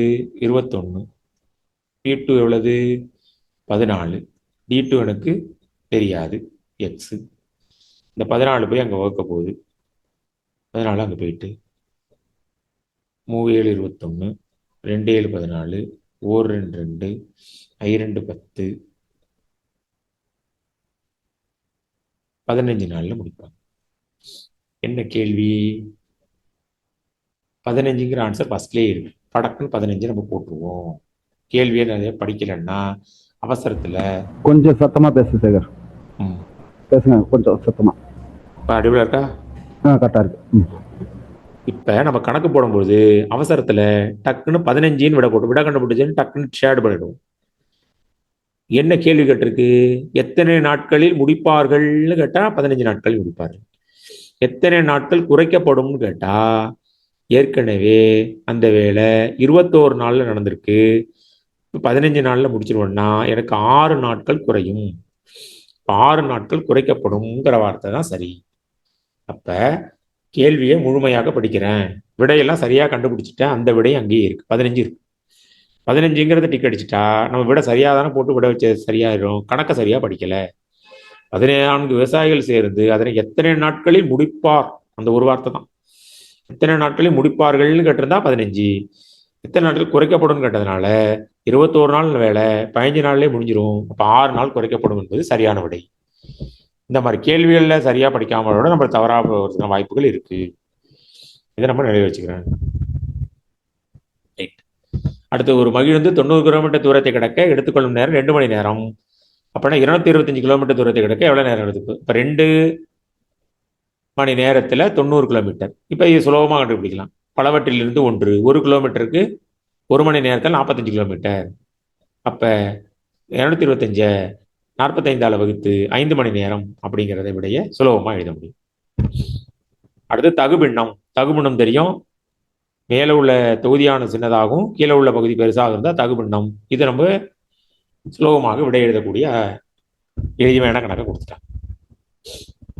பின் வருவனவற்றை ஏறு வரிசையில் வரிசைப்படுத்துக. அப்ப இதுல விட டின்னு தெரியுது, ஏன்னா அது குறை எண்ணா இருக்கு. அடுத்து ஏபிசி, இது 3க்கான விடையை தான் நம்ம கண்டுபிடிக்கணும். அதுக்கு முதல்ல விடை நம்ம நம்பர் எடுத்து எழுதுறதுக்கு முன்னாடி இதுல 4/6 இருக்கு. இதை நான் சுருக்கிக்கிறேன் சுலபமா 2/3 வச்சுக்கிறேன். ரைட். 3/4, 2/5, 2/3. இந்த 3 நம்பர்ல இதை விட இந்த 3ல எது சரியது? 2/5, 2/3, 3/4. இப்ப ஏறு வரிசை இறங்குவரிசை கண்டுபிடிக்காமலேயே நான் கண்டுபிடிச்சிருவேன். 5 பங்கா பிரிச்சு அது 2 பங்கு என்பதுதான் சிறியதா இருக்கும். அடுத்தது 3 பங்கா 4 பங்கா பிரிச்சு அதை விட சற்று பெரியதாக இருக்கும். அப்ப 2/5 இதை நான் அப்படியே என்ன பண்ண போறேன்? 2/5 0.4 வகுத்து எழுதிடும். 0.66, 0.75. இதை சுலபமா நான் பின்ன என்ன எழுதுனேன்னா, நான் மீசுமா கண்டுபிடிச்சி சரி பண்ற வேலை எனக்கு மிச்சம். இப்போ 2 6ஆல் வகுத்தா 0.63 6 போயிட்டே இருக்கும். டிக்கு ஏன் விட கண்டுபிடிக்கல? இது குறையன், கண்டிப்பா இதான் சிறியது. இப்போ 2/5ங்கிறது 0.4. அடுத்தது பி அது 0.66, சி 0.75, டி. அப்போ பி ஆப்ஷன் சரியாக இருக்கும். அதனால ஏரோசரங்கள் கேட்டிருந்தாங்கன்னா சுலபமான பின்னமாக தான் கொடுத்துருப்பாங்க. அதை நம்ம தகா தசம எண்ணா மாற்றிங்க. இப்போ 108வது கணக்கு பார்க்கணும். இதில் என்ன கேள்வி கேட்டிருக்கு? விகித சமம் கொடுத்துருக்கு. விகித சமம் 7:5ங்கிறது x/25 சமம்னா எக்ஸின் மதிப்பு கேட்டிருக்கு. இந்த விகித சமத்தோட பண்பு என்ன?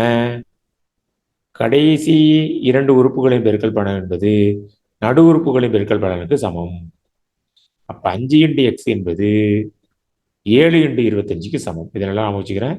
விகித சமமாக இருந்தா முதல் உறுப்பையும் கடைசி உறுப்பையும் பெருக்கணும். கடை உறுப்புகளின் பெருக்கல் பலன் ஈக்குவல் நடு உறுப்புகளின் பெருக்கல் பலன்.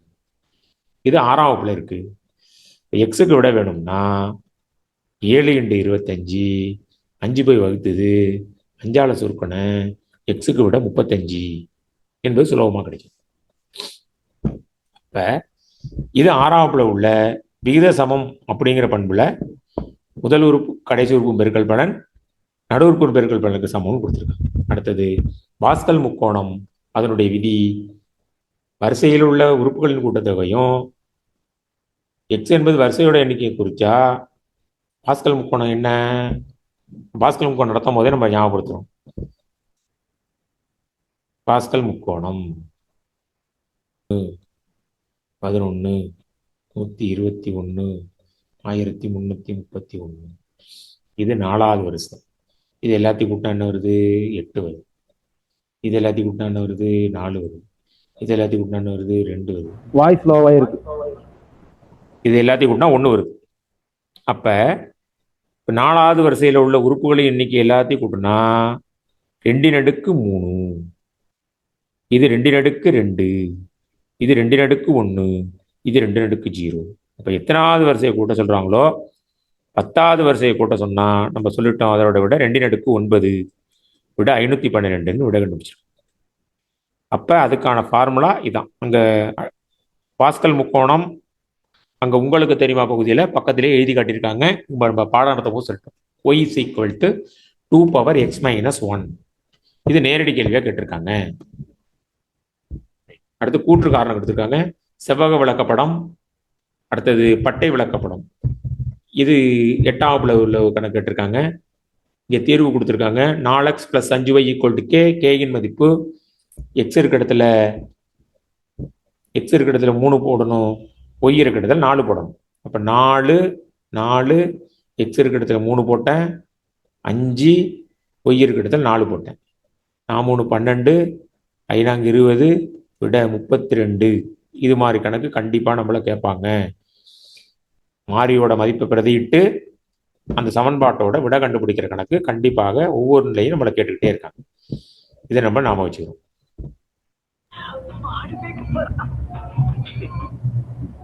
வாய்ஸ் கொஞ்சம் ஸ்லோவா இருக்குப்பா. இப்ப இருப்ப கொஞ்சம் தண்ணி குடிச்சிக்கிறோம். அடுத்தது 2 எண்களின் கூடுதல் 18, ஒன்று மற்றொன்றை விட 6 அதிகம். அப்படின்னா 2 நம்ம டக்குனு போய் கீழே ஆப்ஷனை பார்க்குறேன். 6 12 7 11. இது 2ஐயும் கூட்டினாதான் 18 வருது. 3வது விடையும் 9 9 18, 10 8 18. 4 விடையுமே சரியா கொடுத்துருக்காங்க. ஒரே ஒரு வித்தியாசம் என்ன? 2க்குள்ள வித்தியாசம் மற்றொன்றை விட 6 அதிகம்னு சொன்னதுனால முதல் விடையும் வித்தியாசம். 12ல் 6 கழிச்சா 6, 11ல் 7 கழிச்சா 4, 9ல் 9 கழிச்சா 0, 10ல் 8 கழிச்சா 2. இப்போ முதல் ஆப்ஷன் நமக்கு சரியாகுது. இதை நம்ம சமன்பாடு அமைச்சு போடணுங்கிற அவசியம் இல்லை. கீழே விடையிலேருந்து விட கண்டுபிடிக்கணும். அதனால இந்த மாதிரி கணக்குகள் கேட்டால் சமன்பாடு அமைக்கிற வேண்டாம். இந்த 113வது கேள்வி நல்லா பார்த்துங்க. இது போல காரணிப்படுத்தல் கணக்கு ஒன்று நம்மள கேட்பாங்க. இதன் ஒரு காரணி கேட்டிருக்கு. 16 pn எடுக்கு. இது எந்த ஃபார்முலா? 2 உறுப்பு இருக்கு, நடுவில் மைனஸ் இருந்தா a² - b² ஃபார்முலா. ஸ்கொயர் தானே இருக்கணும். இங்க 4 இருக்கேன்னா அந்த 16 pn எடுக்கனால நான் இப்படி இருக்கிறேன். 4 p² ஹோல்² எழுதலாங்கிற அந்த ஐடியா இருந்தால் மட்டும்தான் இதுக்கு நான் விட கண்டுபிடிக்க முடியும். நல்லா நம்ம வச்சுக்கிறேன். எப்படி எழுதியிருக்கேன் பார்த்துக்கீங்களா? ஒரு தடவை 4 p² ஹோல் ஸ்கொயர். 4 ஸ்கொயர் பண்ணா 16, p² ஸ்கொயர் பண்ணா pn எடுக்கணும். இப்போ இதுக்கான formula a plus b into a minus B நமக்கு தெரியும். ஏ plus b into a minus B. அப்போ இதுக்கு என்னோட 4p² + 1 இன்டு 4p² - 1. இந்த ரெண்டு விடையுமே ஆன்சர் 4p + 1 தான் இருக்கு. 4p² + 1. இப்போ விட தப்பா இருக்குமோன்னு நினைக்க வேண்டியது இல்லை, இன்னும் ஆன்சர் வரல. இப்போ என்ன பண்ண போறேன், இதை 2p² - 1² எழுதலாம். அப்ப இதுக்கான விடை என்ன, இது a² - b². a + b into a - b. அவ்வளவுதான். அப்ப 2p + 1ங்கிற இந்த ஆன்சர் தான் சரி. அப்ப இது a² - b²ங்கிற ஃபார்முலாவை நம்மள பயன்படுத்த சொல்லியிருக்காங்க. இதை நம்ம நினைவில் வச்சு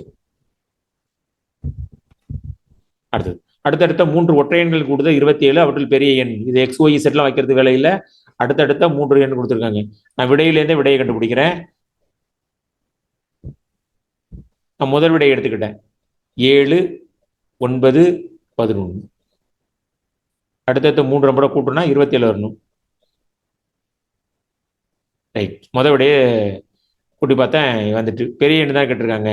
அப்போ விட 11. 11 என்பது அவற்றில் பெரிய எண் கேட்டாங்க, விட 11 என்பது சரியாது. இப்போ அடுத்தடுத்த ஒற்றை எண்களை கூட்டணும்னா நான் சாதாரணமாக 1, 3, 5 இதை கூட்டினாலே விட 9 வருது. பெரிய எண் 5, 9 இல்லை. அதனால அடுத்தது 3, 5, 7 அதை கூட்டி பார்க்குறேன். 5, 7, 9 கூட்டி பார்க்குறேன். 7, 9, 11 கூட்டி பார்த்தா 27 வருது. அதற்கான விட 11 என்பதை இதெல்லாம் சுலபமாக விட மதிப்பெண் பெறக்கூடிய பகுதி. அடுத்த கேள்வி, 3x + 9 ≤ 12. x1 அசமன்பாடு கொடுத்துருக்காங்க. அசமன்பாடு கொடுத்துருந்தா நான் விட கண்டுபிடிக்க போறேன். 3x + 9 ≤ 12. 3xக்கு விட வேணும். அதனால 12ல் 9 கழிச்சேன். 3x ≤ 3. எக்ஸுக்கு விட வேணும். 3 3ஆல் வகுத்தேன். x ≤ 1ன்னு வந்துருக்கு. எக்ஸ் ஆனது 1ம் 1ஐ விட குறைவும் 7 கொடுத்ததுனால விட 1 என்பதுதான் மிகச்சரி. ஏன்னா 7 கண்டிஷன் கொடுத்துருக்காங்க. அதனால சமன்பாடுகள் கொடுத்தாலும் நம்ம சமன்பாடுகள் கண்டுபிடிக்கிற மாதிரியே நம்ம என்ன பண்ணிக்கணும், அதற்கான விடையை கண்டுபிடிச்சிட்டு அதன் பிறகு விடையை நம்ம கண்டுபிடிக்கணும். அடுத்தது கூற்று கொடுத்துருக்காங்க, காரணம் கொடுத்துருக்காங்க. எம்மின் 6 மடங்கை விட 5 அதிகம். இது நம்ம 6ஆம் வகுப்புல வாய்மொழி கூற்றை இயற்கணித கூற்றாக மாற்றுக. முதல் கூற்றுக்கு என்ன ஆப்ஷன் விட வருது, எம்மின் 6 மடங்கை விட. இந்த எம்மின் 6 மடங்குன்னா 6m, 5 அதிகம்னா 6m + 5. கியூவின் மற்றும் 9 பெருக்கல் 20Q, அதுக்கான விட 240. 20Q = 240. இது சரியா இருக்கு. 6m + 5க்கு பதிலாக 5m + 6 போட்டாது, இது தவறா இருக்கு. அதனாலதான் கூற்று 1 சரி, கூற்று 2 சரி, ஆனால் கூற்று 1 தவறானது அப்படிங்கிற விடையை நம்ம தேர்ந்தெடுத்துருக்கோம். ரைட், அடுத்து வேல்யூ கேட்டிருக்காங்க. x/3 - 5 = x/6 + 1.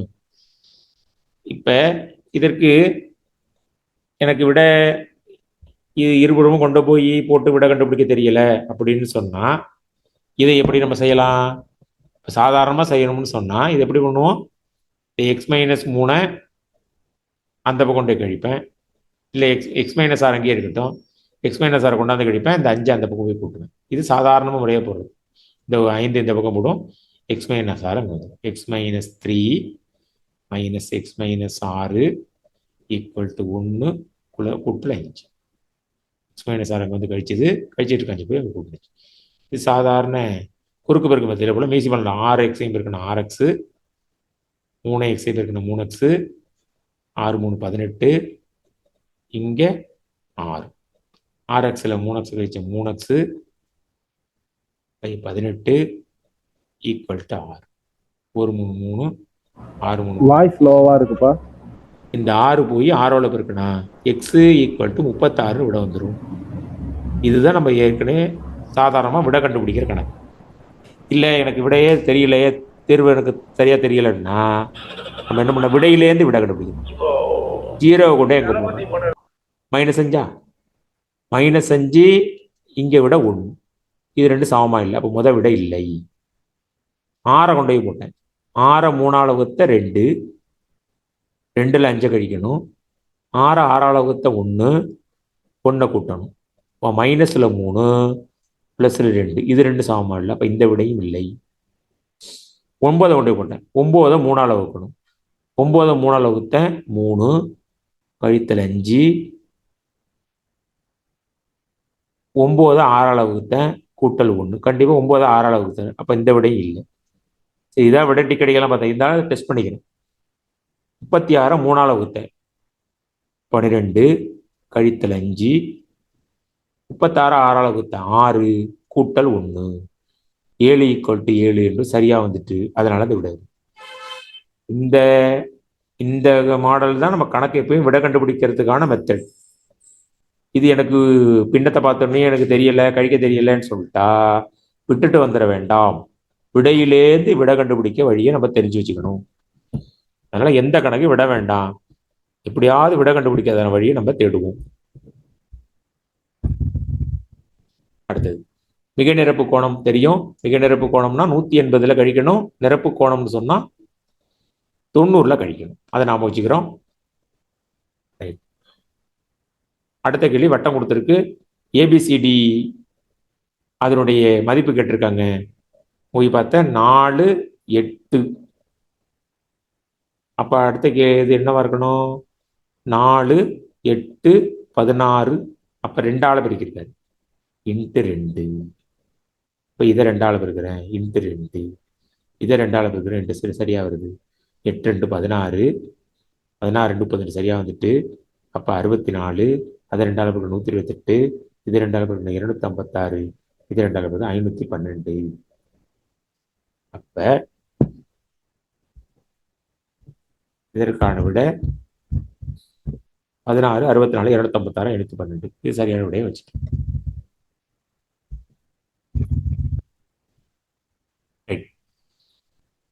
மிகச்சிறிய 4 இலக்க எண்ணுக்கும் மிகப்பெரிய 3 இலக்க எண்ணுக்குள்ள வேறுபாடு கேட்டிருக்காங்க. இது நம்ம சாதாரண சின்ன கிளாஸ்ல உள்ள கணக்காவே கேட்டிருக்காங்க.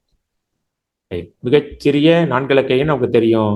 மிகச்சிறிய 4 இலக்க எண் 1000, மிகப்பெரிய 3 இலக்க எண் 999. வேறுபாடு கேட்டதுனால 1 என்பது இதற்கான விடை. அப்ப இது அனைத்து கேள்வியுமே நமக்கு சுலபமாக தான் அமைஞ்சது. ரைட்.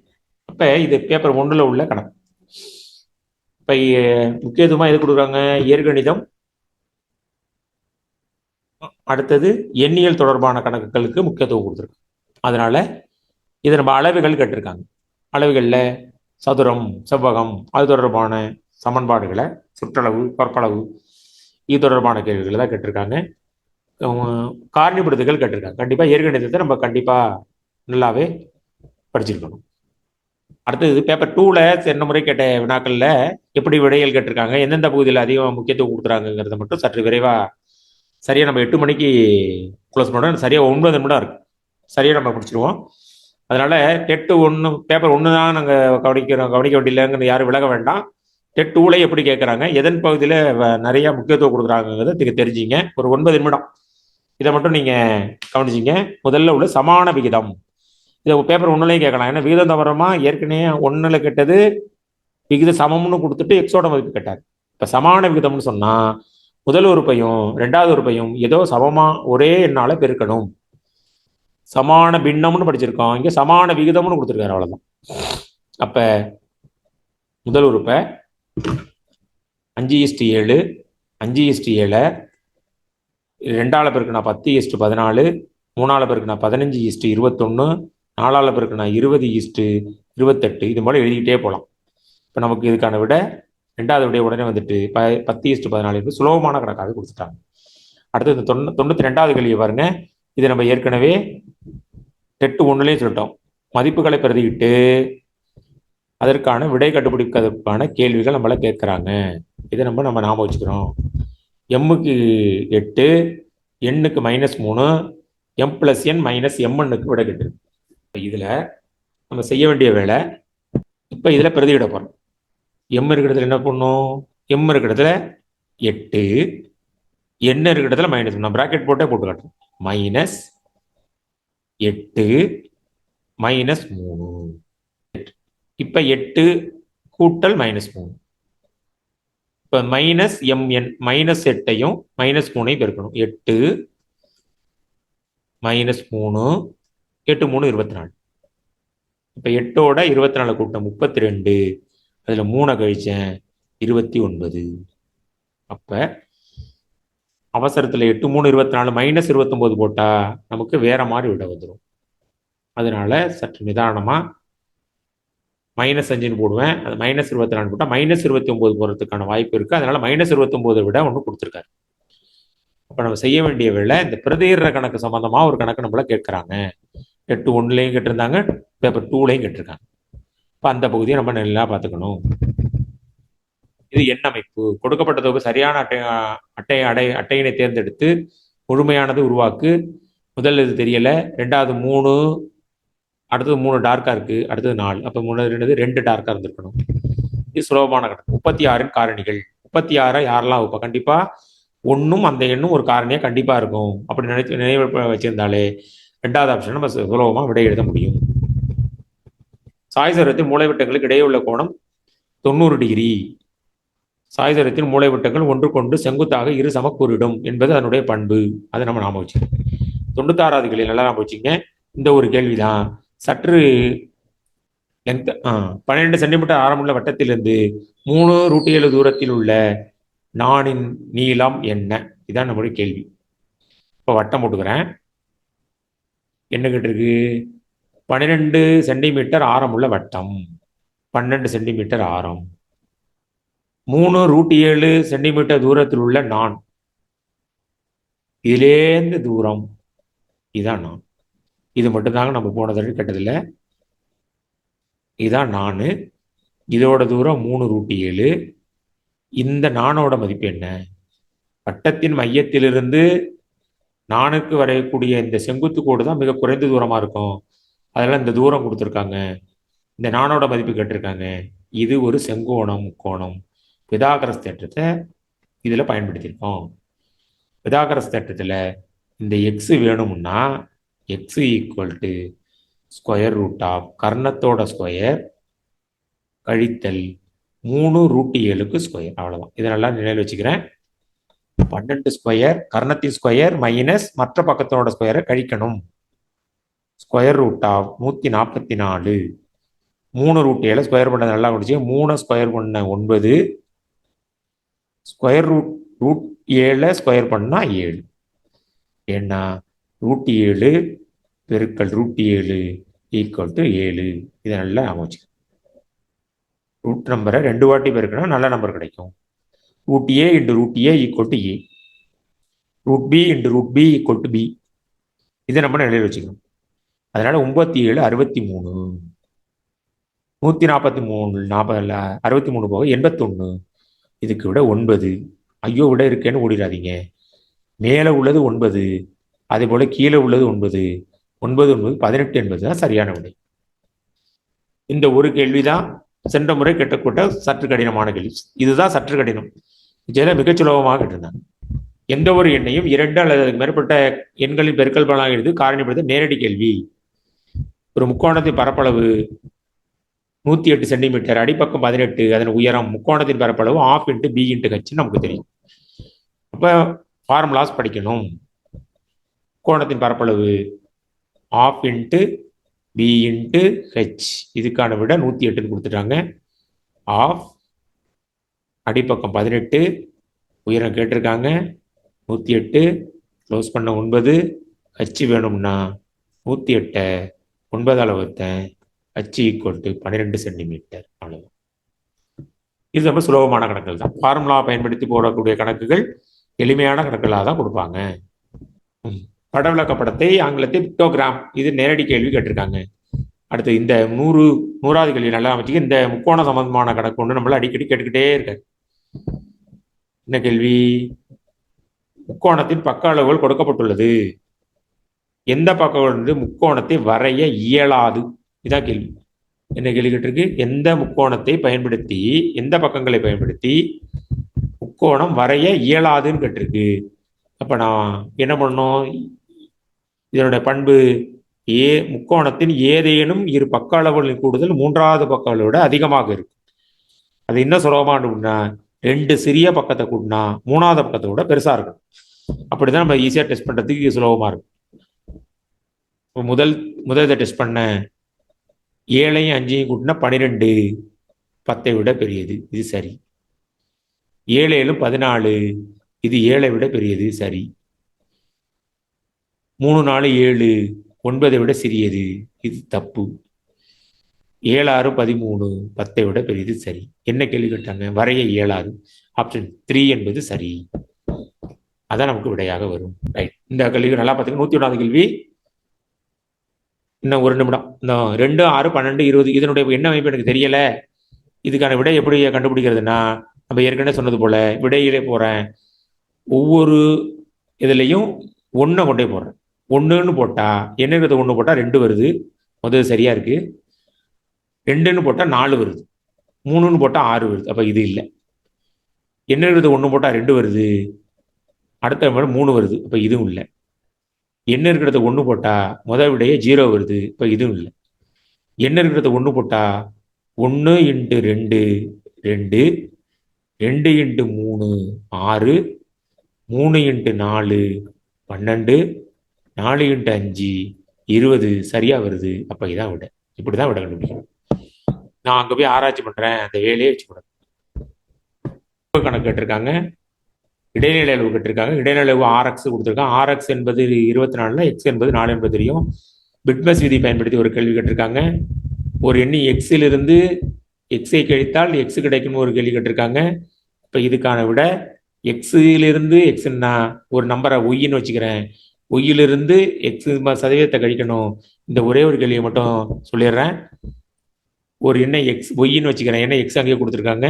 ஒரு எண்ணின் எக்ஸ் சதவீதத்திலிருந்து ஒரு எண்ணின் எக்ஸ் சதவீதம்னா x/100. எக்ஸை கழித்தால் எக்ஸ் கிடைக்கும். இப்படிதான் நான் வச்சு. அப்ப xy/100 - x = x. எக்ஸ் கொண்டே கூட்டிக்கிறேன். xy/100, எக்ஸ் போய் அங்கே போய் கூட்டினா 2x ஆகிடும். ஒய்க்கு தான் விட வேணும். 2x 100 போய் பெருக்கும், எக்ஸ் வந்து வகுக்கும். எக்ஸை கேல்சியம் பண்ணிட்டா y = 200. இது சற்று சிரமமான கணக்கு இல்லை, சுலபமானது தான். சதவீத கணக்கு ஒன்று கேட்குறாங்கிறத நம்ம நிலையில் வச்சுக்கணும்.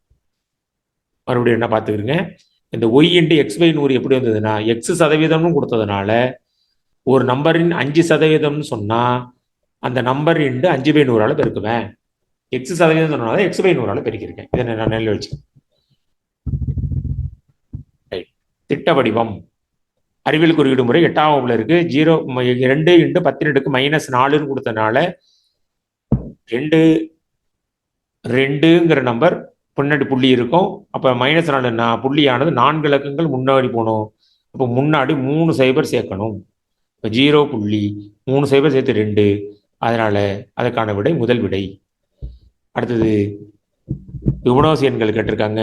ஃபிபொனாச்சி எண் கண்டிப்பா நம்ம இதில் வச்சு 1 அந்த நம்பரை எழுதி பார்த்துக்கிறோம். 1 1 2 பட்டவில்கள் சம வில்கள் சம கோணங்களை தாங்கும் என்பது சரி.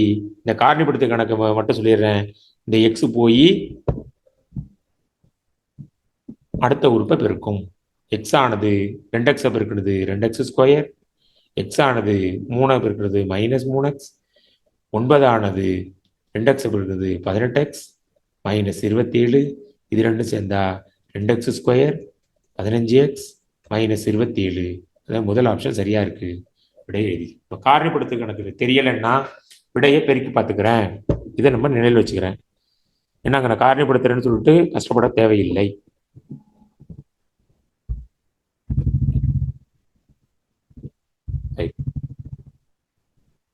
புள்ளியணி தந்தையை கேட்டிருக்காங்க. நேரடி கணக்கு செவ்வடியத்தோட பரிமாணங்கள் கொடுத்துருக்காங்க.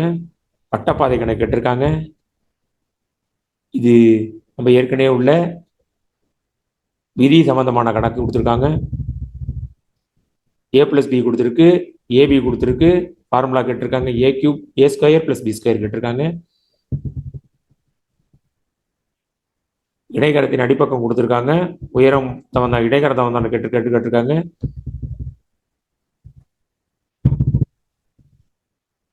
மாறல் கணக்கு ஒன்று கேட்டிருக்காங்க. வெளிக்கோணம் தொடர்பான ஒரு கேள்வி கேட்டிருக்காரு. 60 145ன்னா அது உள்ள இரண்டு கோணங்களுக்கு உள்ள 85 டிகிரி. சார்பகா எண்கள், இரண்டு எண்களுடைய மீபேக்கா 1 எண்ணில் சார்பகா எண். மீசிமா மீபேக்காவின் விகிதம் கேட்டிருக்காங்க. அதோட பேப்பர் 2 அதற்கான வினாத்தாள் நிறைவு பெறுது.